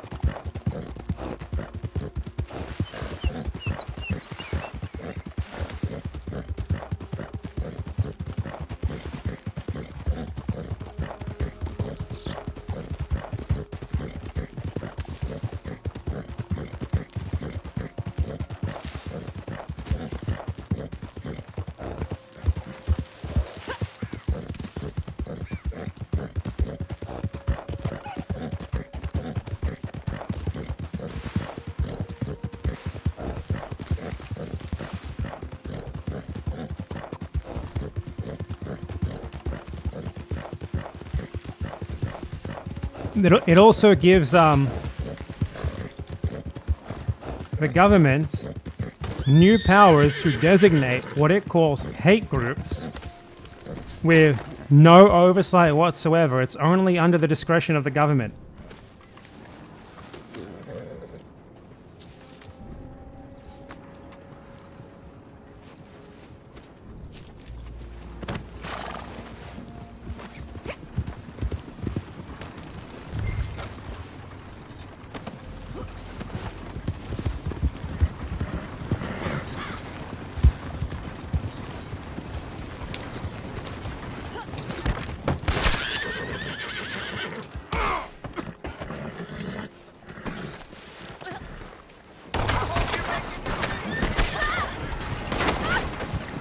So the police minister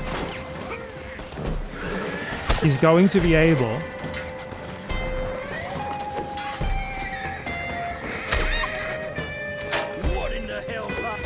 to designate on his sole discretion any group a banned hate group.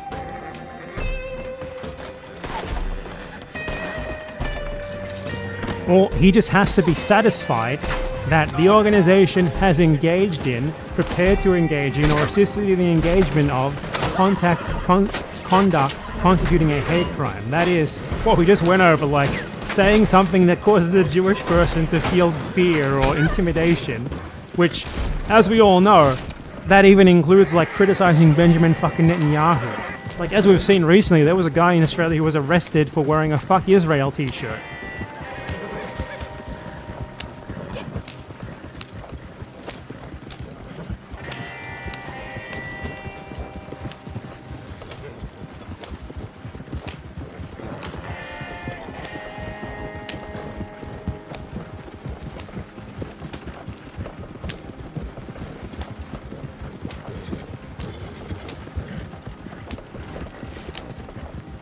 A person does not need to have been convicted of a hate crime in order for the minister to be satisfied that an organization has engaged in kind of conduct mentioned in the previous paragraph. So they don't even need like a conviction, right? Even under their ridiculous laws, they can just ban an organization wholesale and then criminalize anyone who they claim is still a member of it. This is so blatantly and plainly designed to criminalize being against Israel. Obviously.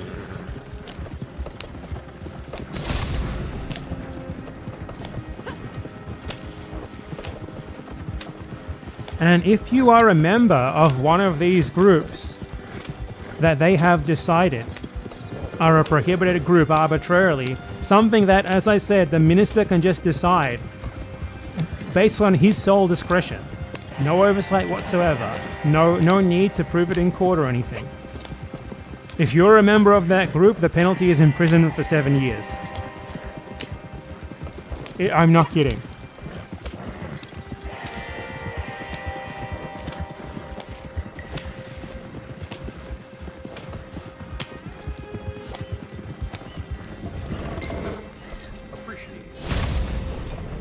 If you're the leader of one of these groups, or a leader of them, you go to jail for 10 years.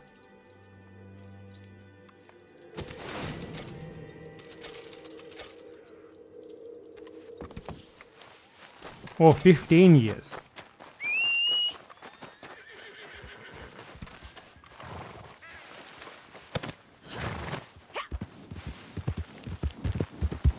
If you recruit for these arbitrarily declared hate groups, you're in prison for 15 years as well. You literally, like, you don't even have to commit a crime. Like, there doesn't have to be a single proven crime committed by any of these declared hate groups. You just go to fucking jail, basically, because the minister decided they should be banned.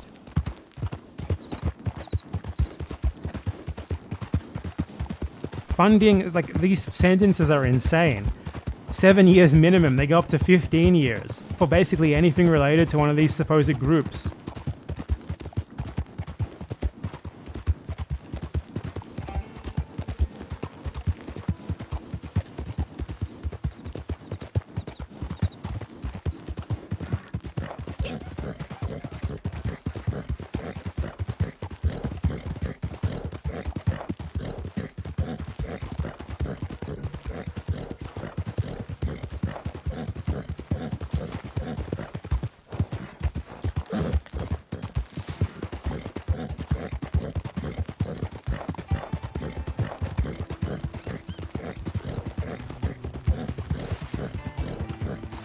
So yeah, like people are like, why don't you live in Australia? Why would I want to live in Australia? If I was living in Australia, I'd be in the slam of 15 fucking years. Like every time I go to that shithole of a country, I have to like not post a single thing or I'll get arrested. Like straight up. If you're in Australia and you post on the internet saying like, gee whiz, I sure don't like that Benjamin Netanyahu person. If like some random Jewish Zionist reports you to the cops, you're running the risk of 15 years in the slam, or I'll have you know.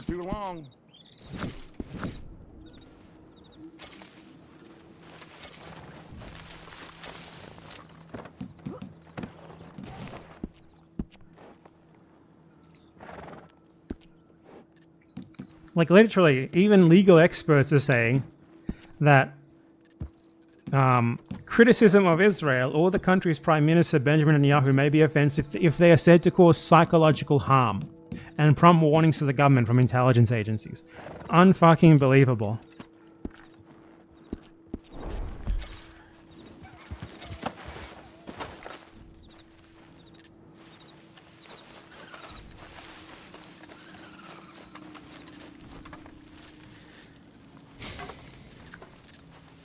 We live in a joke of a world.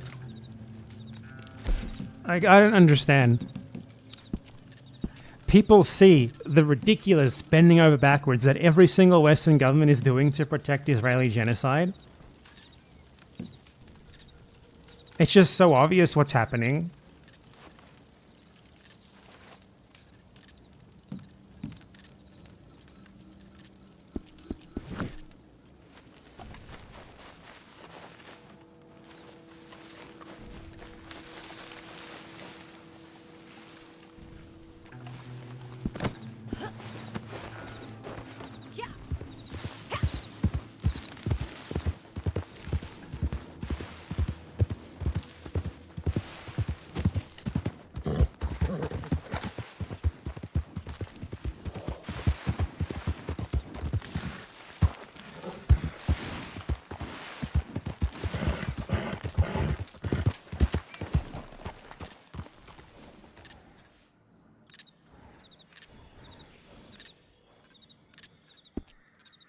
Like, how would you see this as a remotely reasonable person who isn't, like, knowledgeable about politics or something, or even who thinks about politics? How would you see this sort of thing happening in every single Western country and not be like, oh my god, I'm occupied by the Zionists? It just makes, like, intuitive sense at first look. They just keep doing ludicrous, ridiculous shit that, if anything, is gonna make people supposedly anti-Semitic. And then I guess they'll use that fact to throw them in prison. So I guess that's the plan. Man, the world is fucked. Anyway, give me all your money now. Thank you. Donate to me now. I need your donations so that I can end the stream and have more money. That's all.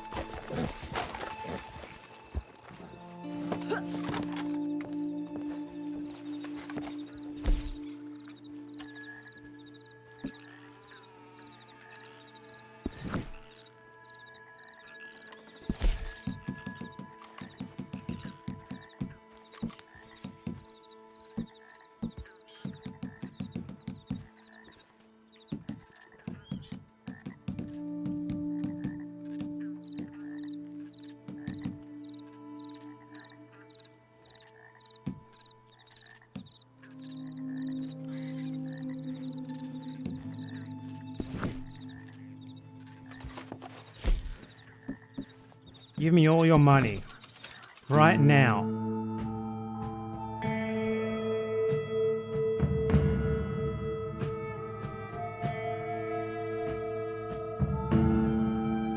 It took me so much effort to not talk about Asmongold endorsing a pedophile. I deserve to be paid for that.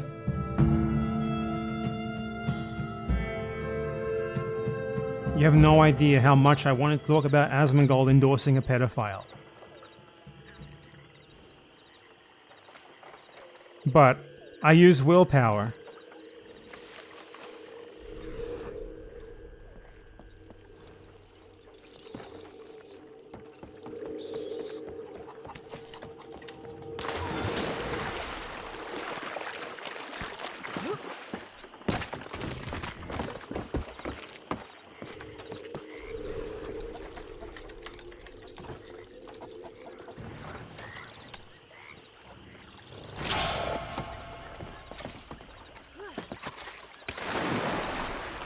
I'll give you guys an encore. Just keep sending donations to praise me because I'm very special. So, you know, I made a video a few months ago about how American and also Western unions in general are very pro-imperialism because obviously a union is about getting benefits for its members. Even one that isn't captured by the state is still like that.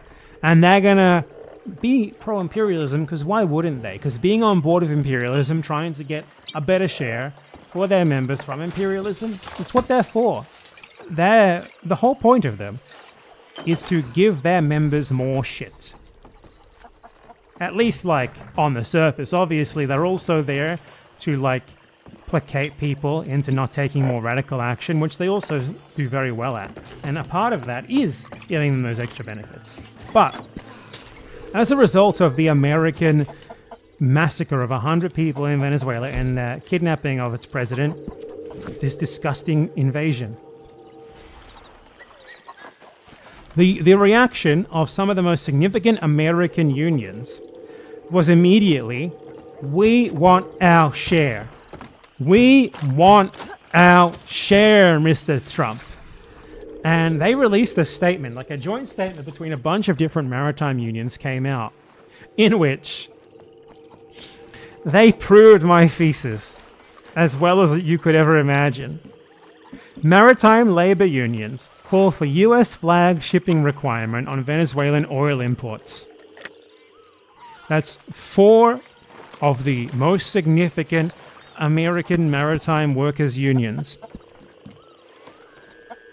calling on Donald Trump to make sure that American workers benefit from this looting of Venezuelan oil.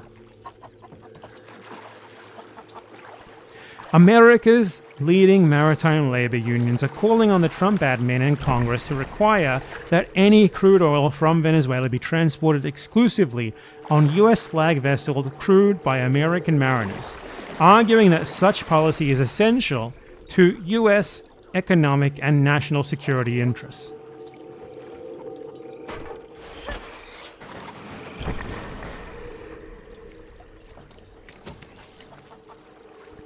A cornerstone of effective national maritime policy is gaining access to private, commercial cargoes that create steady demand for US flag vessels, American mariners, and the shipbuilding industrial base, the unions wrote in a letter to senior admin officials.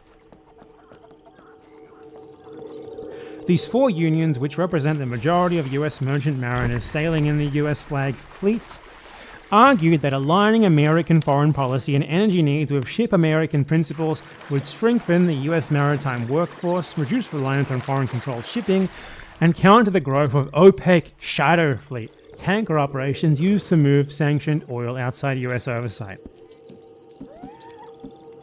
The unions warn that current restrictions on Venezuelan oil have shifted global trade toward foreign-controlled shipping networks.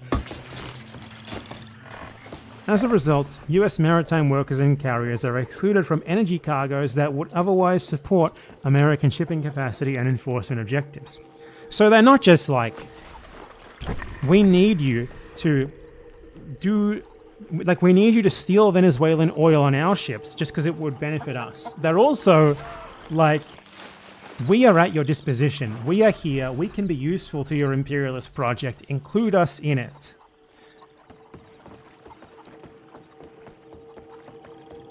And this is, like, signed off on by the AFL-CIO, better known as the AFL-CIA. Maritime labor leaders emphasize that American mariners are prepared to support lawful, transparent energy trade that advances U.S. strategic interests. Oh, I bet they are. I never thought anything less. Like, when anyone says American unions are imperialist, this is what they're fucking talking about. And this is the sort of union that the people who got mad at me for saying that would uncritically support people joining. Because ultimately, yeah, it is just about getting benefits for themselves. And they could not imagine being more scrupulous in your choice of union, or perhaps even not joining a union at all if no remotely anti-imperialist one actually exists. They couldn't imagine potentially giving up personal benefits to not participate in and legitimize structure of imperial looting. In this case, the most direct structure possible. They're straight up saying, let us take the oil and share in the spoils of it. We are here for American imperialism. We want to help imperialism. Let us participate.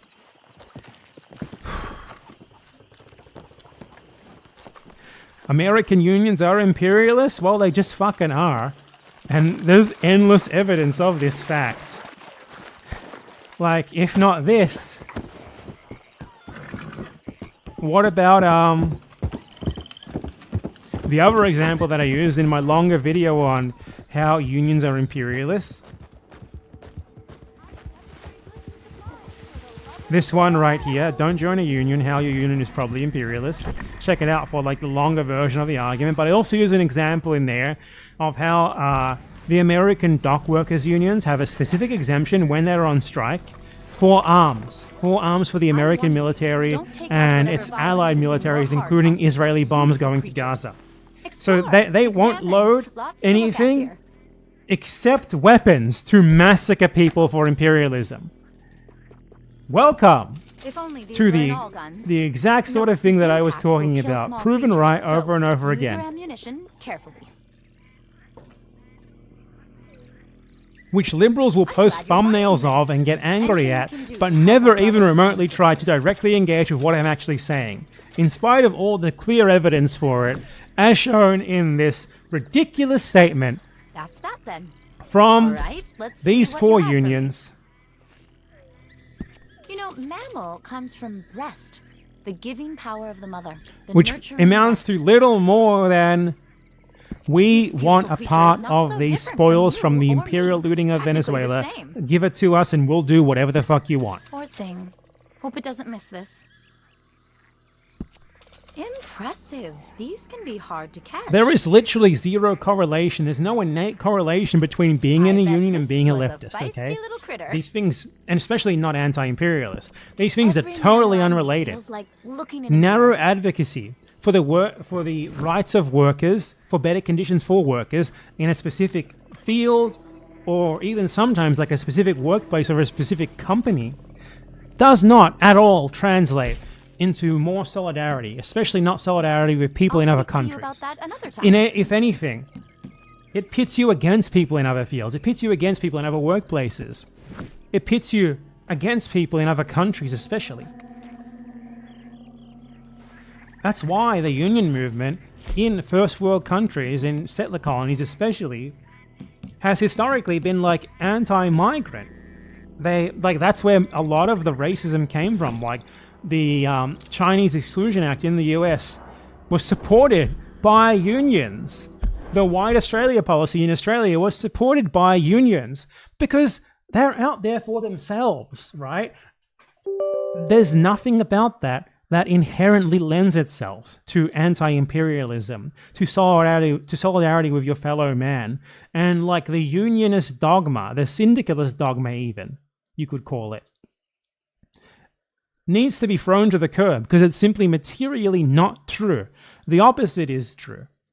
Unionism, as like anything more than just you trying to get something better for yourself, is incorrect. Because it ultimately doesn't really serve to do much more than that. You know, if you want to join a union, do it for yourself. And say it's for yourself. Don't pretend it's a part of some like anti-imperialist solidarity thing, or even like proletariat solidarity thing with other like workers in other fields. Because 99% of the time, it's not. It's not. Your union will throw other workers under the fucking bus in a second if they think that doing so would get a slight pay raise for their members. That's how this shit works, okay? There's nothing inherently like conducive to working class solidarity, and especially not international solidarity in the union movement. Anyway, give me more of your money now, thank you. If you donate more than $5, I'll marry you, each and every one. All of you.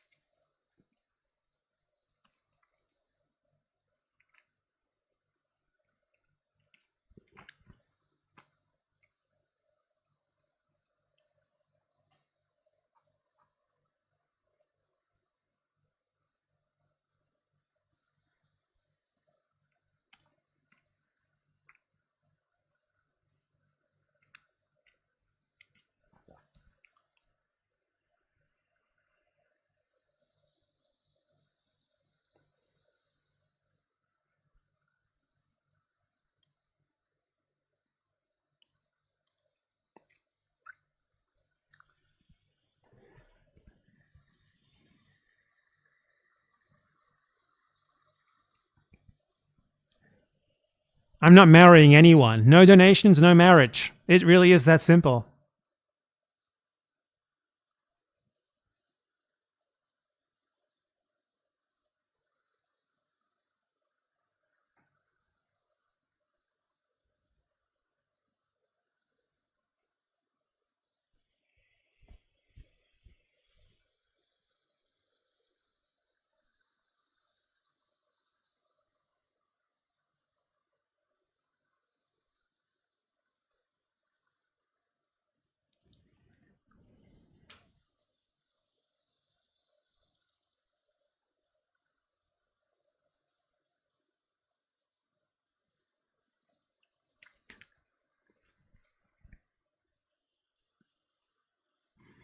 I will not be married. I will have no husbands nor wives.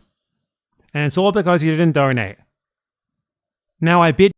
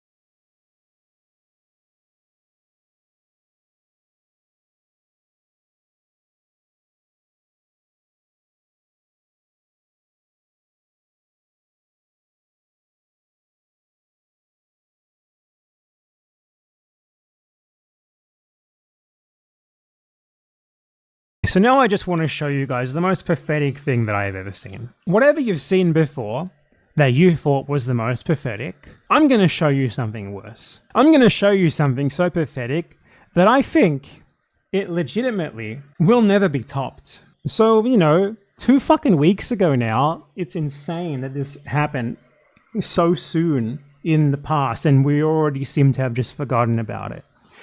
The US militarily attacked Venezuela, massacring 100 people and kidnapping the president of the country, just in case you forgot. And in the wake of that, the US government seems to have coerced the previously existing government to govern for them. So they seem to be happy to keep the previously existing government in power, provided they give them the oil. And this has caused a bit of a ruckus among the Venezuelan opposition, who have for years been calling for American war against Venezuela so that they can take power. This resulted in the present most prominent leader of the Venezuelan opposition, Maria Corina Machado, trying desperately to suck up to Donald Trump. She was saying for weeks she wants to give him her Nobel Peace Prize, which, just to remind you, she won last year in the most ridiculous awarding of a Nobel Peace Prize ever. What the fuck has she done for peace? What are you talking about? If anything, she's been calling for war for years. She, in a desperate bid to get Donald Trump to make her the new president of Venezuela, she went and met him at the White House and gave him her Nobel Peace Prize. Here is Trump smiling with her Nobel Peace Prize given to him. Let's read it. To President Donald J. Trump, in gratitude for your extraordinary leadership in promoting peace through strength, advancing diplomacy, and defending liberty and prosperity. I love the random capitalization. It's written like a Donald Trump Twitter post. Or Truth Social post, I guess they are now. They're like, nonsensical capitalization. This is so Trump. It's written like he wrote it himself. Maybe he even did. Honestly, maybe he fucking did. The 2025 Nobel Peace Prize medal awarded to Maria Corina Machado. Why is she putting her name on this? He's not going to like that. He's not going to like that at all. He doesn't give a shit about you. Presented as a personal symbol of gratitude on behalf of the Venezuelan people, in recognition of President Trump's principled and decisive action to secure a free Venezuela. The courage of America and its president, Donald J. Trump, will never be forgotten by the Venezuelan people. Signed, Maria Corina Machado, Washington, D.C., January 15, 2026. Like, she inserted herself way too much into this. If she wanted any chance of ingratiating herself to Trump, what she needed to do here was first ditch the Venezuelan flag pin and wear an American flag pin. He's not going to like that. And second, just give him the fucking medal. He doesn't care about you. He doesn't want your name all over this. He doesn't want you to give him your medal. He wants you to give him your prize and say, it's not mine, it's yours, you won the prize. That's what he wants. You failed completely. This was like her, last gasp, her Hail Mary attempt to get Trump to make her the president.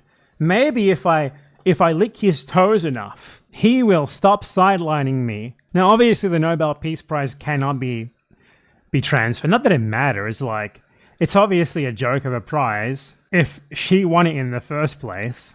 And the worst part about it, the thing that makes it the most pathetic, is that even after Trump was given the Nobel Prize by her, with her name all over it, Trump forgot her name the next day and reiterated that she will not be given control of Venezuela.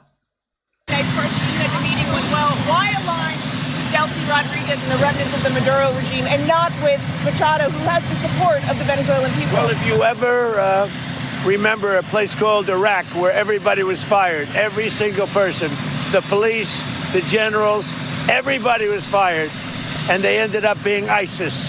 Instead of just getting down to business, they ended up being ISIS. So I remember that. But I'll tell you, I had a great meeting yesterday by a person who I have a lot of respect for, and she has respect, obviously, for me and our country. And she gave me her Nobel Prize. But I'll tell you what, I got to know her. I never met her before, and I was very, very impressed. She's this is a fine woman. She's a nice woman, but she's not getting fucking anything from us. I don't even remember her fucking name. The ultimate humiliation. The worst humiliation ever of all time. You will not see any other quite like it. Masterful. Incredible. I'm honestly just shocked. I am beyond shocked. This is the worst thing I have ever seen. This woman is the most pathetic person. Just imagine when she's alone with her thoughts, what she could possibly be thinking of. of how she looks, of what her legacy will be, because you just know someone like this cares a lot about their legacy. This is so humiliating. I found the picture of her bowing before Trump that I wanted to show you guys before I end this clip. It's on the right. Oh my god! Just lick his fucking toes, why don't ya? This is so pathetic. All Trump wants from Venezuela is the oil.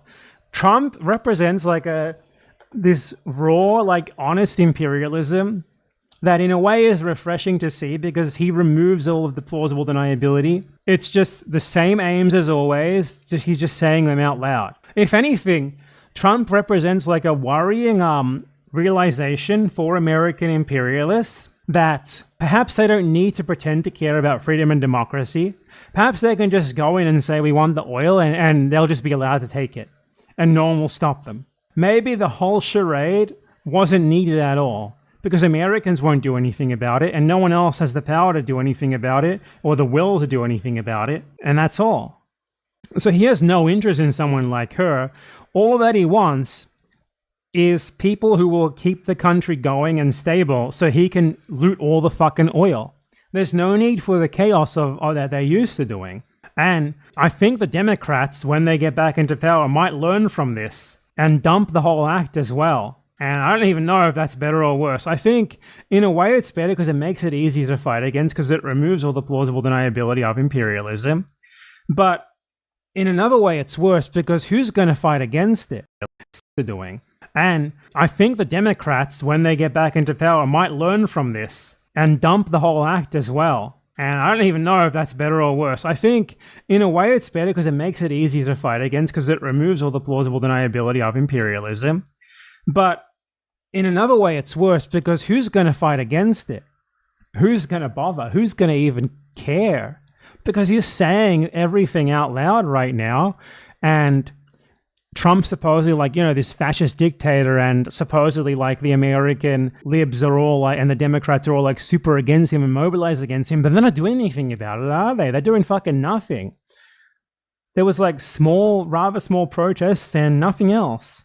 If there's such low levels of resistance against Trump doing it, what resistance will there be when the Democrats do it themselves? I don't know. But at least we can laugh now at Maria Corina Machado. And we can relegate our worries about the potential consequences of all of this to the future. That's a problem for future me and future you and everyone else. A big one.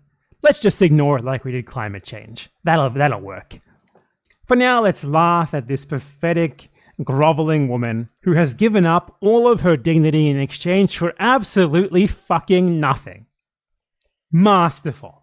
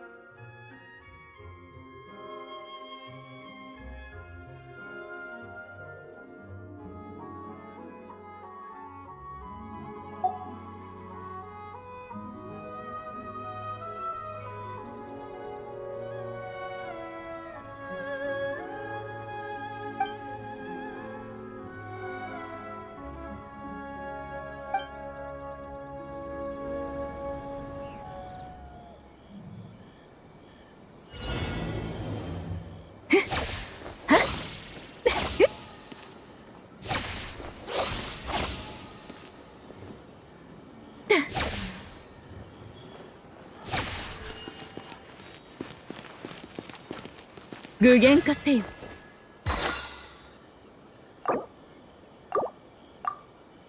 姿を残す。具現化せよ。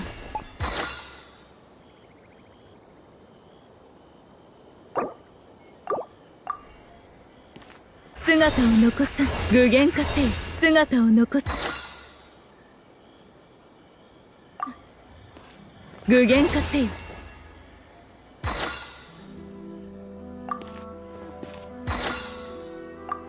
姿を残す。具現化せよ。姿を残す。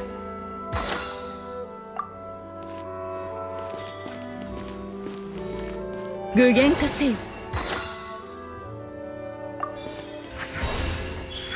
呪言。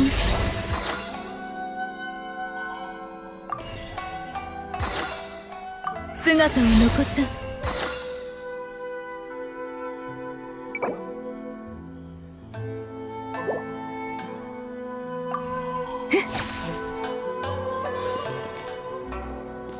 具現化せよ。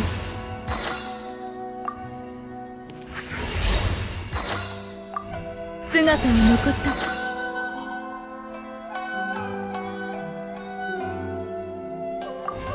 よっ。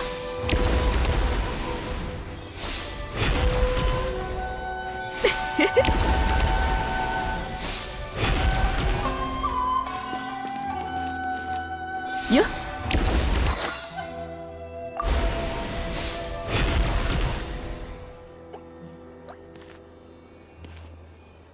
具現化せよ。姿を残す。具現化せよ。姿を残す。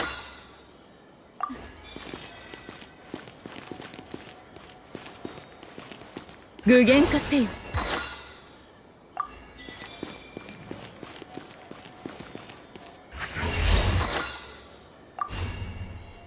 姿を残す。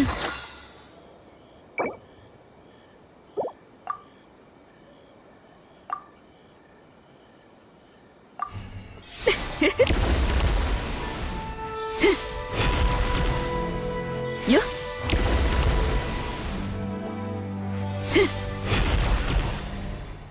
よっ。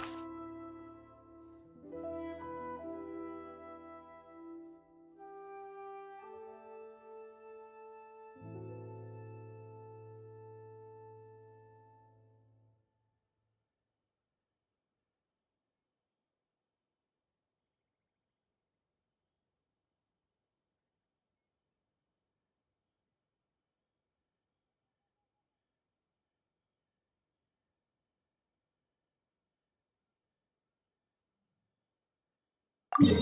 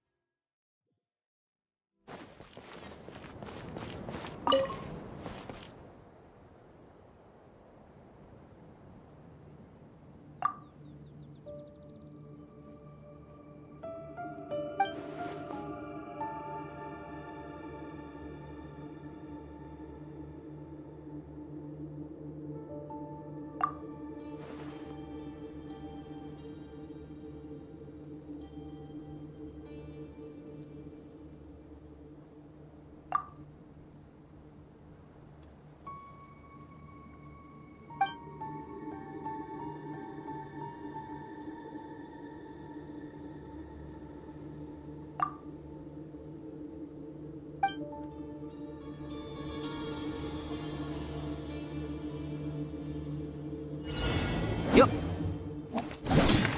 やっ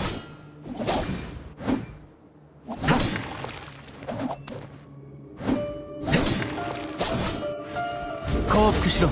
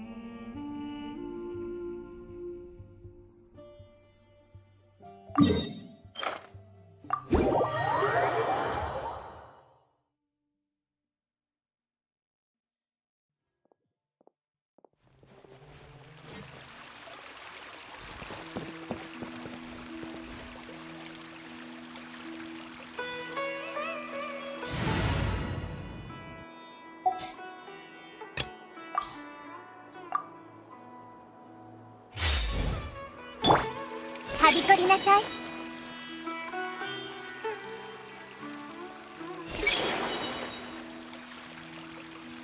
芝居と同じように痛くしちゃうかも。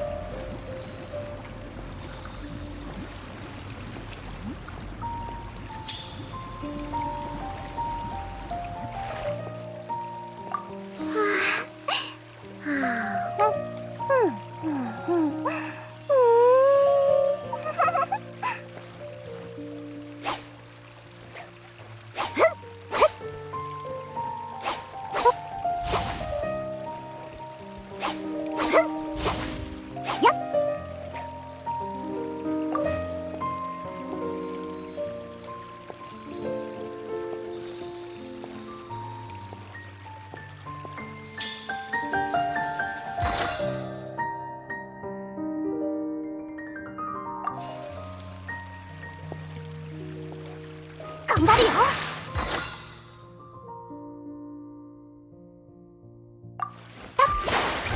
よっ。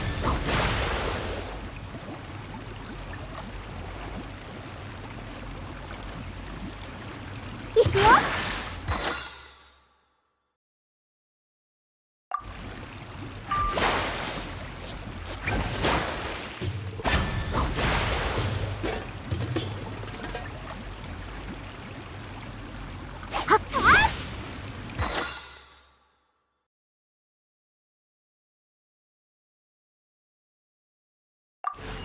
そこ。おっきゃ。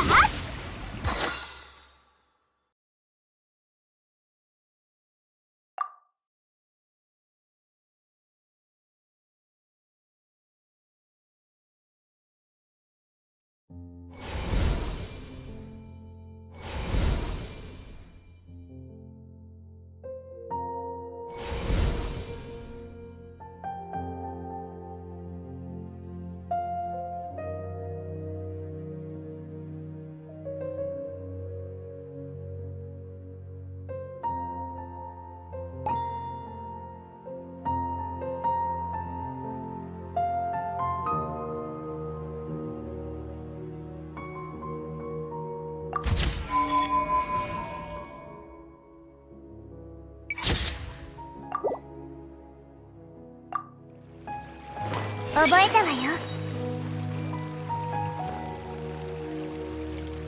痛くしちゃうかも。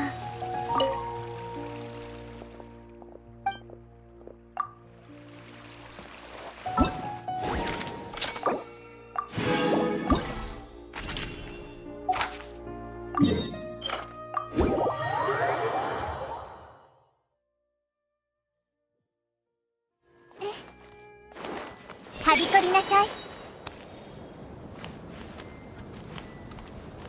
痛くしちゃうかも。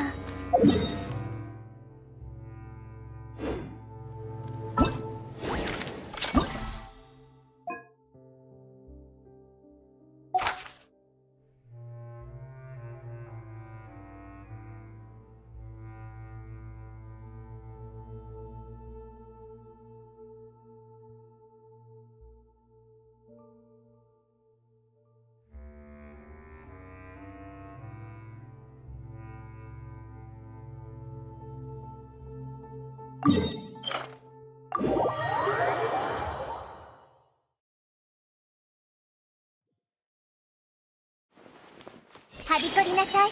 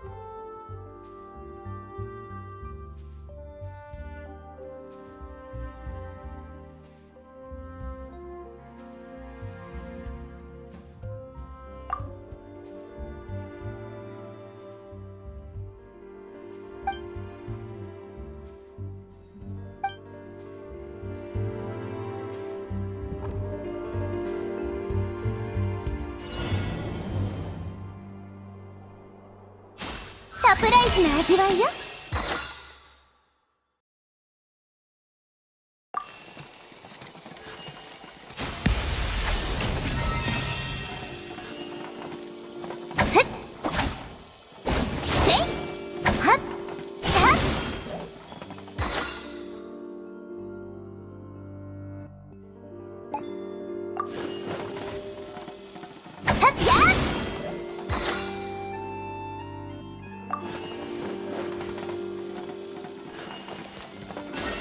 調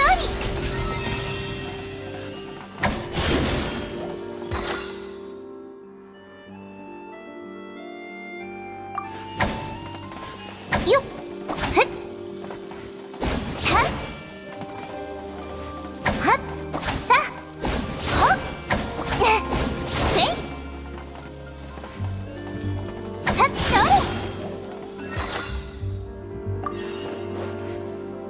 インスピレーションに身を任せて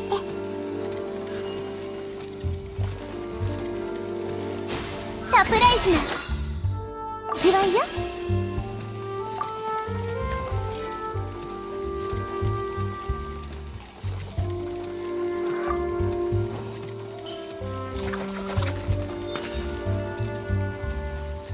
冷凍の時間よ。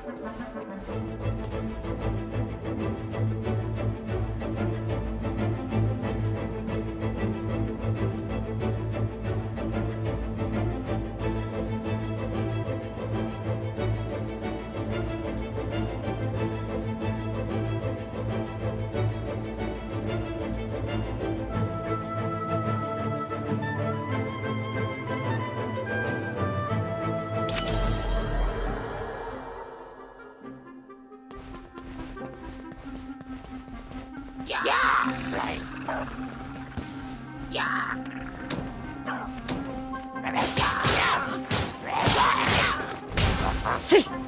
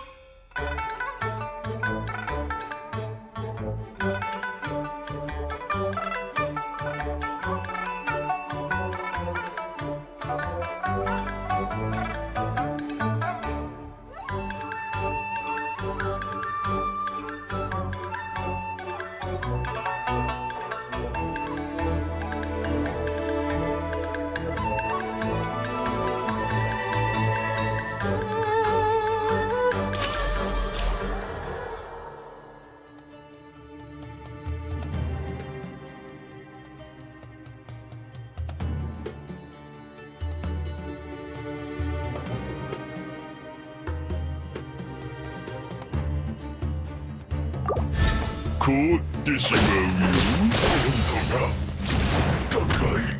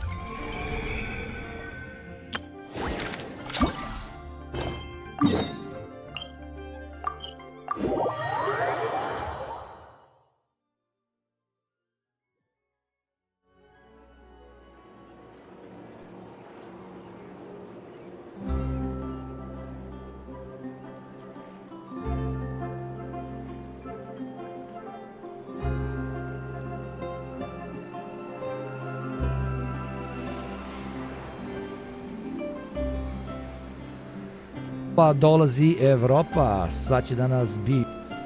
Opa, dolazi Evropa, sad će da nas biju sile svetske milicije. Why are you going to do solar and wind? Why would Europe agree to be net zero in 2030 when they don't make a battery?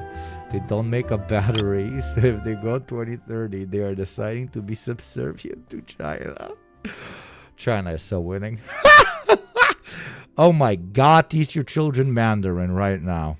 Or traditional Chinese. Of thinking. It is completely different than the WEF. I viewed the WEF as not a flagpole in the middle, but in fact, they are the flag. Whichever way the wind blew, so it blew. You should have solar, you should have wind. Why are you going to do solar and wind? Why would Europe agree to be net zero in 2030 when they don't make... Because our planet is burning. A battery. They don't make... We should put our economic interests before the preservation of our planet. I am American. I love McDonald's fry. I love it. I love it. Cholesterol. My favorite drug, cholesterol. And burning planet down, I like very much. A battery. So if they go 2030, they are deciding to be subservient to China, who makes the batteries. Why would you do that? Why would the United States of America, which has... I guess they will not sell us the rope we will hang them with. They will hang themselves. Marx failed to consider... Lenin failed to consider that they don't sell you the rope. They just hang themselves. Hank the Platypus, thank you very much for the 8 months. I view the VEF. Why the fuck is he pronouncing it like that? I have no idea. Is this guy Serbian or Bosnian or something? It's VEF. That's how we would say it. Oil and natural gas. Try to convert to all electricity. China does not have oil and natural gas. Electricity and electric cars make perfect sense to them. Look at that. Is practical and logical. Of thinking, it is completely different than the WEF. I viewed the WEF as not a flagpole in the middle, but in fact, they are the... I need to change my job. Freda, yo bro, are you still here? We gotta change jobs. Because, I was thinking, like, the main thing that I want to do for the next, like, at least 15 years is agitate against American imperialism and American capitalism. But I don't think I'll have that job for 15 more years. I don't think it's going to live for that long. Like, what do we do if we win? There's no need for a communist propagandist anti-imperialist when we win. Like... You'll just send me to the farms, right? I'll just farm, or like maybe, I don't know, make ethical advertising for you guys for, what is it, for like socialist margarine or something.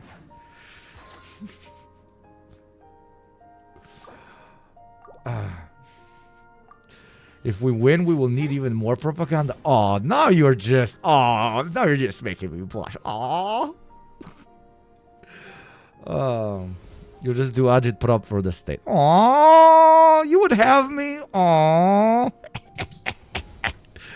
Oh, yeah, you pitch kumatine. But, like, what is my pitch going to be? No, then I'm going to hold, I don't know, the Chinese accountable, and I'll be like, yo, Xi, 2050 is approaching. Where that socialism at, bro? Where that renationalization at, bro? Where it at, bro? Bro, renationalize right now, bro. Where the fucking... Bro, where the eternal murdering of every billionaire, bro? Well, I think it was a classic Trump performance. I would hate to be the fact checker that had to go... Bye, Freda. The latest episode is shit. The previous 2 were good. through that speech. But I think there was one element of the speech that I would interpret as a positive. I think perhaps because of the stock market's reaction yesterday, he appeared to back down from his previous threat to use military force to acquire Greenland. And if I'm interpreting that correctly, I think that's This is not about the Baltic states because missiles can reach. This is not about the Baltic states because missiles can reach in 5-10 minutes every capital of Europe. This is, by the way, the war. Baltic states, by the way, about to find out how irrelevant they will become to the Europeans when the Europeans are not only looking eastwards when it comes to their perception of who the enemy is. Baltic states get to sit at the table with the Übermenschen, with the Aryans, only because the Übermenschen view them as kind of like meat shields against the Slavic hordes. That's it. That's it. I love Baltic people that think that, you know, Germans or French people or British actually consider them equal footing Europeans. Sorry, I can't say it without laughing. Motherfucker from Lithuania thinks he's a fucking Aryan, dude. And Labour, of course, of course. Oh, I'm sorry. Nothing funnier than Slavs or Baltics thinking that the Europeans, the Western Europeans, consider them equal to that.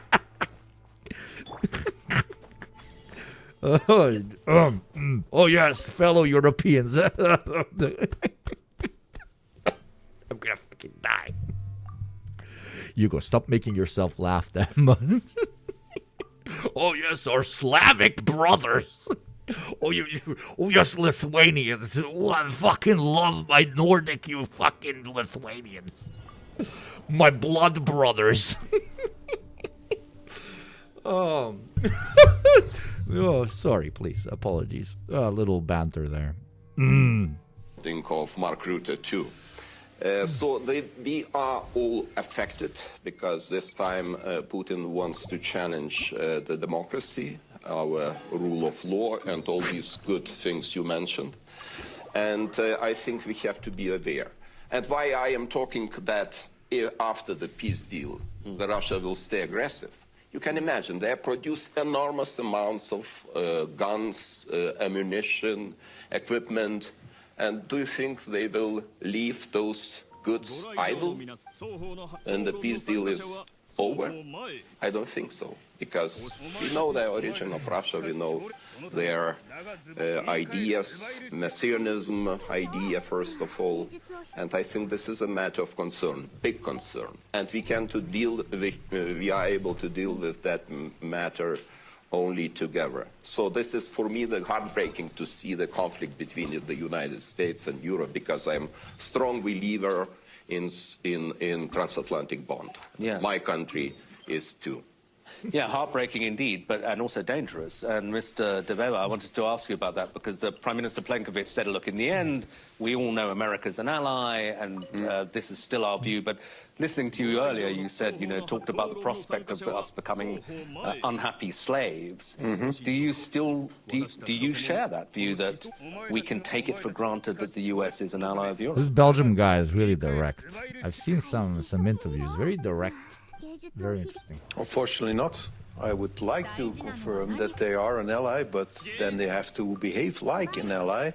And if you talk about the Russian threat, it's not that great if the West is united, but we are not united, and Putin sees this. The economy of Russia is very weak. Their military threat is not very real unless we are divided. But it's exactly what he sees, that we are divided. When we had the last meeting of the Coalition of the Willing in Paris, the American delegation started their opening statement by saying, we're not here to take a side in the conflict. I found this very shocking, because I grew up in the 1980s, where the West stood for something, for the sovereignty of the people, for democracy, for freedom.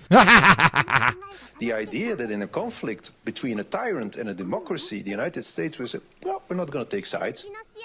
In a gathering of the Coalition of the Willing pro-Ukraine, of democratic allied countries saying we're coming here together because one of us is threatened by Russian aggression. We have to support him. We're not here to take sides. We're here to make a deal. Putin sees this. This is his strength, is our division.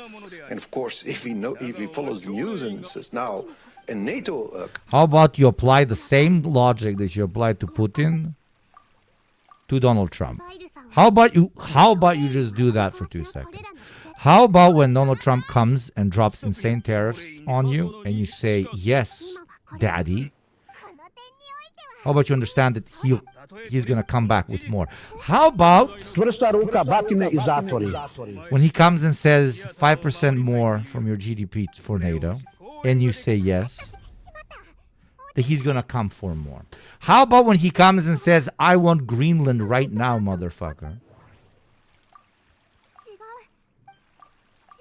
If you comply, he will come for more. The Russian Federation is a threat that needs to be combated because if we give them an inch, they will take our entire arm. That is the argument. Okay, fair argument. How about you apply it to the Americans as well? Because the Americans seem to be taking parts of your economy, forcing you into deindustrialization, forcing entire parts of your economy to be used to buy American weaponry without even using violence. Who's more efficient here? The White House or the Kremlin? Well, I think the White House is much more efficient. American sons don't have to die. For the European shoe polishers. I'm living out. Like I'll genuinely, I'm very open to living out. Okay, let's say, okay, fucking Russian Federation horrible. You give them an inch, they will take a mile. How about you start applying that same logic to the Americans? Because in the last 12 months, exactly 12 months and 2 days, 12 months and 1 day, exactly 12 months and 1 day, they have tariffed the shit out of your economy. They have, in the last 3 years, they have deindustrialized your wealthiest countries. They have forced tariffs upon you. They have forced you to buy more guns from them. And now they're talking about taking your territory without firing a shot.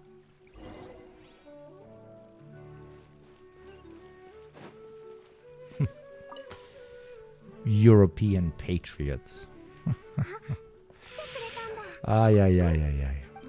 Anyways, 1 hour and 30 minutes. Reminder to subscribe to the show. Get us closer to Gamba so we can do ethical Gamba here on stream. I would love to do so. With your chat. That's number one. And number two, come on. There's 625 of us and you're telling me there's only one Western chatter that can pay their taxes. Only one person, only Polky. Out of all of you, only one Western chatter. 630. That is absurd. That is a lie. Exclamation point tax, pay your taxes. It is the beginning of my stream week. It is taxation timation. Okay? Thank you, Dave. Everybody, go give Dave a follow. Thank you for the raid. Hope you had a wonderful stream, man. A new child soldier. Thank you, Sadabo, for the 5 months. This is the best I got, and that is fucking fantastic. Thank you very much, my friend. Thank you, Cat Girl Steph. You think Crazy hamburger! They're infighting if we should cut for Americans or for the Danes, and it's Kino. I can imagine. I mean, you're part of like a European project with the Danes, so I don't know. Crazy! The call out of Western taxpayers very seriously. Very, very seriously. I see ranting Andy in here. Andy, why you ranting like this? Why you ranting on me, Andy? With that tenor. Thank you, Andy. Everybody rant at Andy about how base they are.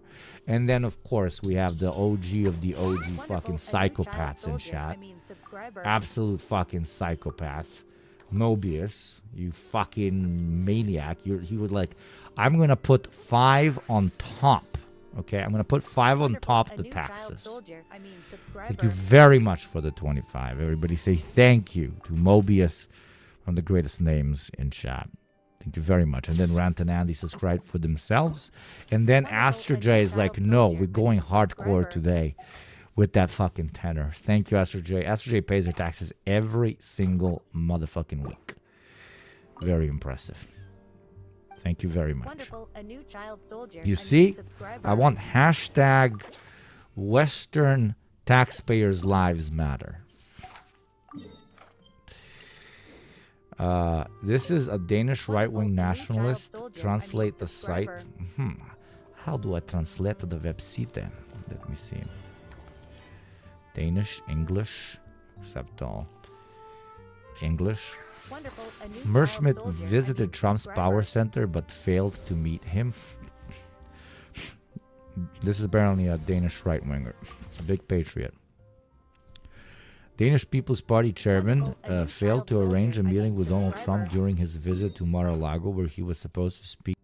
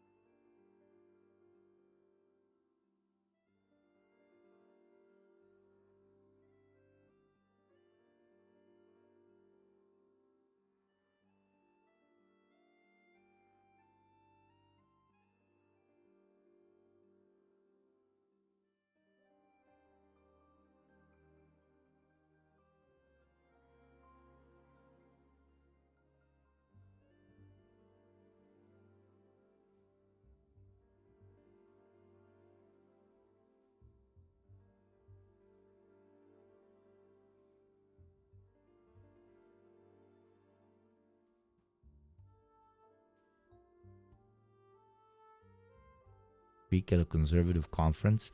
On the other hand, he met other interesting people on his visit to Trump's center of power. Okay, what am I reading here?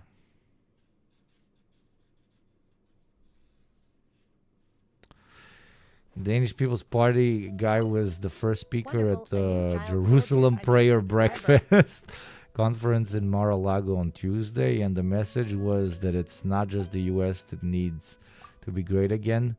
We also need to make the West great again, referring to Trump's slogan, "Make America Great Again." Okay. Yeah.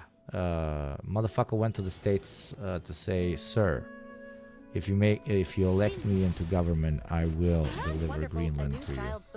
Right-wingers, the greatest patriots to ever live, right? Put it back, thief. What the fuck? Pakistan, number 1. I like Pakistan very much. It is good, beautiful country. It is always better than India. I prefer Pakistan to Indiastan. Oh my god, he went. You are a right-winger. You're a Danish right-winger. Somebody just said that they're gonna take your territory, and you go and watch a screen. Wonderful. You know, you could have watched that from home. From home, you flew to the States, and they put you in front of a screen. Impressive stuff.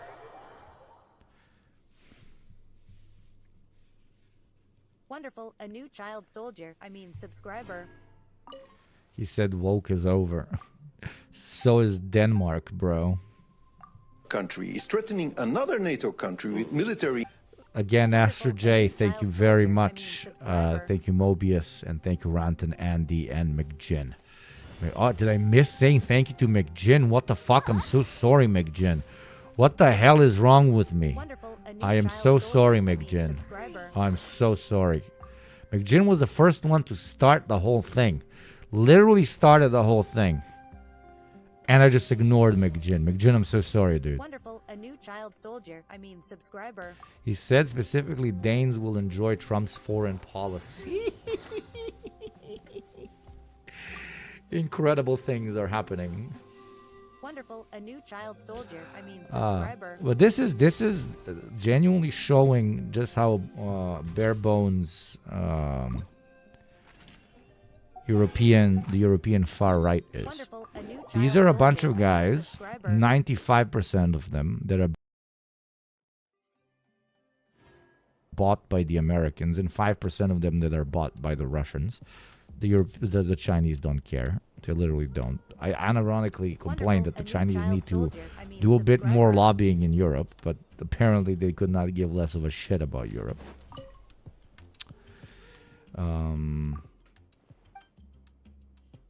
Wonderful. A new What was I saying? soldier. Yeah. Subscriber. Most right-wing parties are just, just work for the White House's interests. And now it's about the show. Okay? It's no longer going to be, what was it? Europe for Europeans. It's Europe for Burgerlandians, dude. I mean, it always has been. But now it's going to be extra transparent. Crazy hamburger! I hope not, but if it dies, globalization will die with it. That's very clear. Yeah. And we cannot stay a herbivore in that world. That's the European lesson we have to learn. We have to new alliances. Do you think? Yes, duh, exactly. I don't think we have to annul the alliance we have, but we The old world order was good for Europe because it Subscriber. collaborated with empire. That's the only reason it was good for Europe. Is because America was the big dog. When America ceases being the big dog, Europe doesn't have to collapse in on itself. It can just continue its path of cuckoldry and accept another boot to shine. Or alternatively, what I am proposing to European leftists who want to do a very wide tent populist pitch is just actual European sovereignty and independence from the Eastern and the Western Bloc. Going the path of Yugoslavia. True, League of Independence. Well, I haven't caught this stream in so long. I've been touching too much grass. Good! Very good. Bravo! Bravo! Bravo! Yo, did you get a new camera? You're looking very HD. Oh, yeah, baby. You like what you're seeing? You like what you're saying?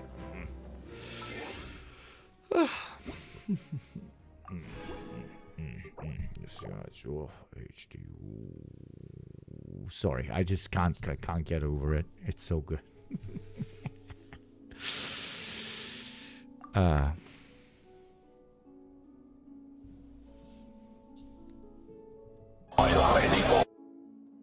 Song ended up being cool. Like this was made so many years ago. Wasn't it made like at least 5 years ago? And now in Davos they're actually talking about the New World Order.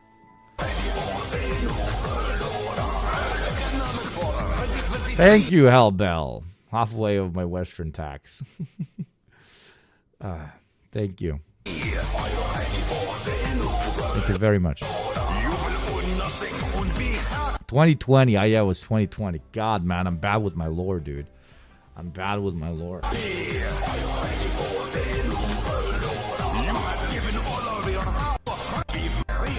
AI generated. I don't remember anybody complaining about this AI generated video being AI generated. Chat, we're so close to Gamba.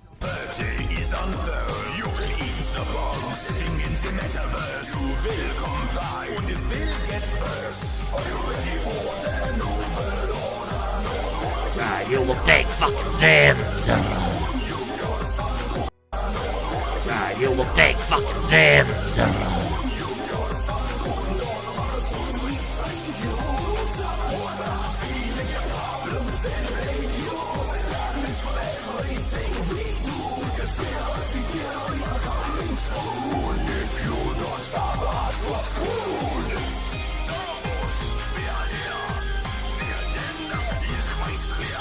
And it's hilarious that whoever made this probably voted for Trump. That's doing, who is doing everything that this fictional character is singing about here. Okay, fictional character representing a real person. But you get my point. I find that to be absolutely class. Washington State applied a nicotine tax to Zins, and they doubled in price on January 1st. Oh my God. That's crazy. That's so fucked up. Why are the streets not burning, dude? Big new ones. Mercosur was very useful. I have to do it. Do we have to tilt towards China a bit? We have to continue engaging China. China is always a mystery. They could go both ways. The Orient. The Oriental Chinese. They look strange with those eyes, but maybe they are onto something. Does anybody even understand what they say? They are truly strange in the way they behave. Oh, Lord. They could go full imperialistic. But I think China can also be engaged to evolve towards a win-win situation. They can go full imperialistic. So you're saying that you literally just said that you guys were imperialistic. But of course, then you also need the United Europe to talk to them. 2 centuries ago, former European colony decided to catch up with Europe. It succeeded so well that the United States of America became a monster in which the taints, the sickness, and the inhumanity of Europe have grown to appalling dimensions. Wow. Beautiful. To say, what is our win? Because for the moment, it is their win and our lose. In 2007, the numbers don't lie. You also need the United Europe to talk to them. To say, what is our win? Because for the moment, it is their win and our lose. In 2007, the numbers don't lie. The European economy was 10 times bigger than China. Now we're equal. In 2007, we were the equal of the United States. Now they're 50% in front of us. The entire difference is the tech sector. We've become totally dependent on technology that we do not own and do not control. And America's inflated economic size is the AI bubble, pretty much, just FYI. That is not how the Chinese own technological difference. The AI bubble, pretty much. America's inflated economic size is the AI bubble, pretty much, just FYI. That is not how the Chinese did it. They did it differently. We were a little bit naive, and it's time to wake up. We need our own technological platforms to build the prosperity of tomorrow. If not, Trump can do with us, he can play with us. He can make us slaves because we actually are slaves then. And we'll have to take for granted whatever he does. And we've been... everything, all of these aspects of what he is saying, you need to steal I'm talking to Europeans in leftist organizations, okay? You need to steal all of this, but then also apply a class analysis to it, right?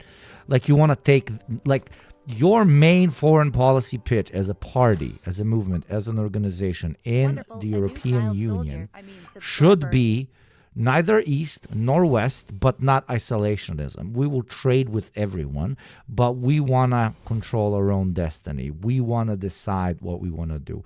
We want to be the third wave. We want to be our own thing. And then you introduce class analysis. Then you start talking about true internationalism and like turning the federal nature of the European Union into a more truly internationalist project. Blah, blah, blah, blah, blah, blah, blah, blah, blah, expanding outside of the borders of Europe down the line and all of this. You can, it's the fact that somebody is mainstream as the PM of fucking Belgium,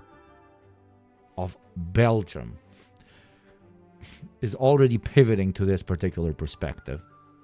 Looks like enlightened, realist sounding, intellectual, etc., perspective means what, chat? That you can also do it in your leftist organizations, because when he does it, it's just, when leftists do it, it's very different. The third way, just fascism. It's just okay. Phrase, turn of phrase. Call it something else. Maybe don't call it the third way. Yes, don't call it the third way. Apologies. Jummy Jum Jum. Thank you, Jummy Jum Jum. For basically for the Prime. Thank you, Jummy Jum Jum. I just love saying your name. Accustomed to very nice presidents like Obama, and we haven't noticed that the shift in America is not bound to one presidency. It's a structural shift. The face Dick Penderin, thank you for the 4 months as well. of America has turned to the I love Pacific. you, Dick. Their backside is turned to the Atlantic, and that will not change after Trump. It's a structural thing. So it's up to us, I think, not to complain about Trump, because you say you will get all the attention tomorrow. I can assure you, you already had it today. Yeah. In every conversation, it's Trump, Trump, Trump, Trump, Trump. Okay, that's very nice. And we can complain about Trump, the way he does things, the way he tells things, the humiliation, he lays it on very thick. But that cannot exclude us, or that does not exempt you from doing your own homework. And maybe we should focus on that. And then maybe in 5 years, we will say, thank you, Mr. Trump, for waking us up just in time to build a much stronger Europe and a united Europe. It can go either way. Either we unite, or either globalization will die and we will be the victim. It's like, thank you, Vladimir Putin, for... I love that. There you go. Again, we come back to... I know now I'm hyper-focusing on his...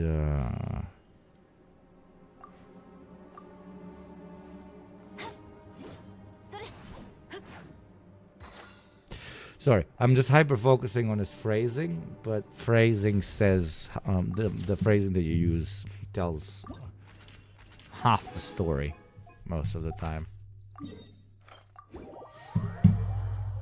So when Americans push us around and bully us, we should listen and we should readjust, and we should even be thankful to them for bullying us, because it's waking us up to our own realities.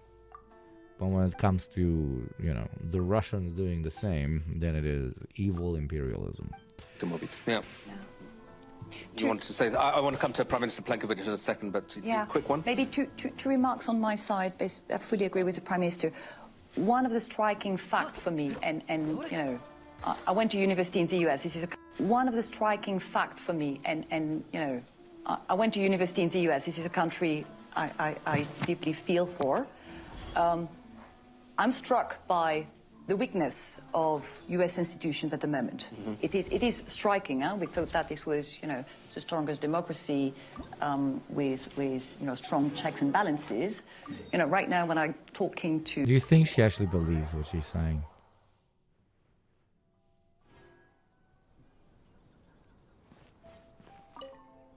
Do you actually think this lady fucking believes what there's no way people like that do not exist. I genuinely don't think they exist. I can't imagine them existing. It's been such a long time. I met plenty of them studying political science at uni, right? But it's been such a long time since I've seen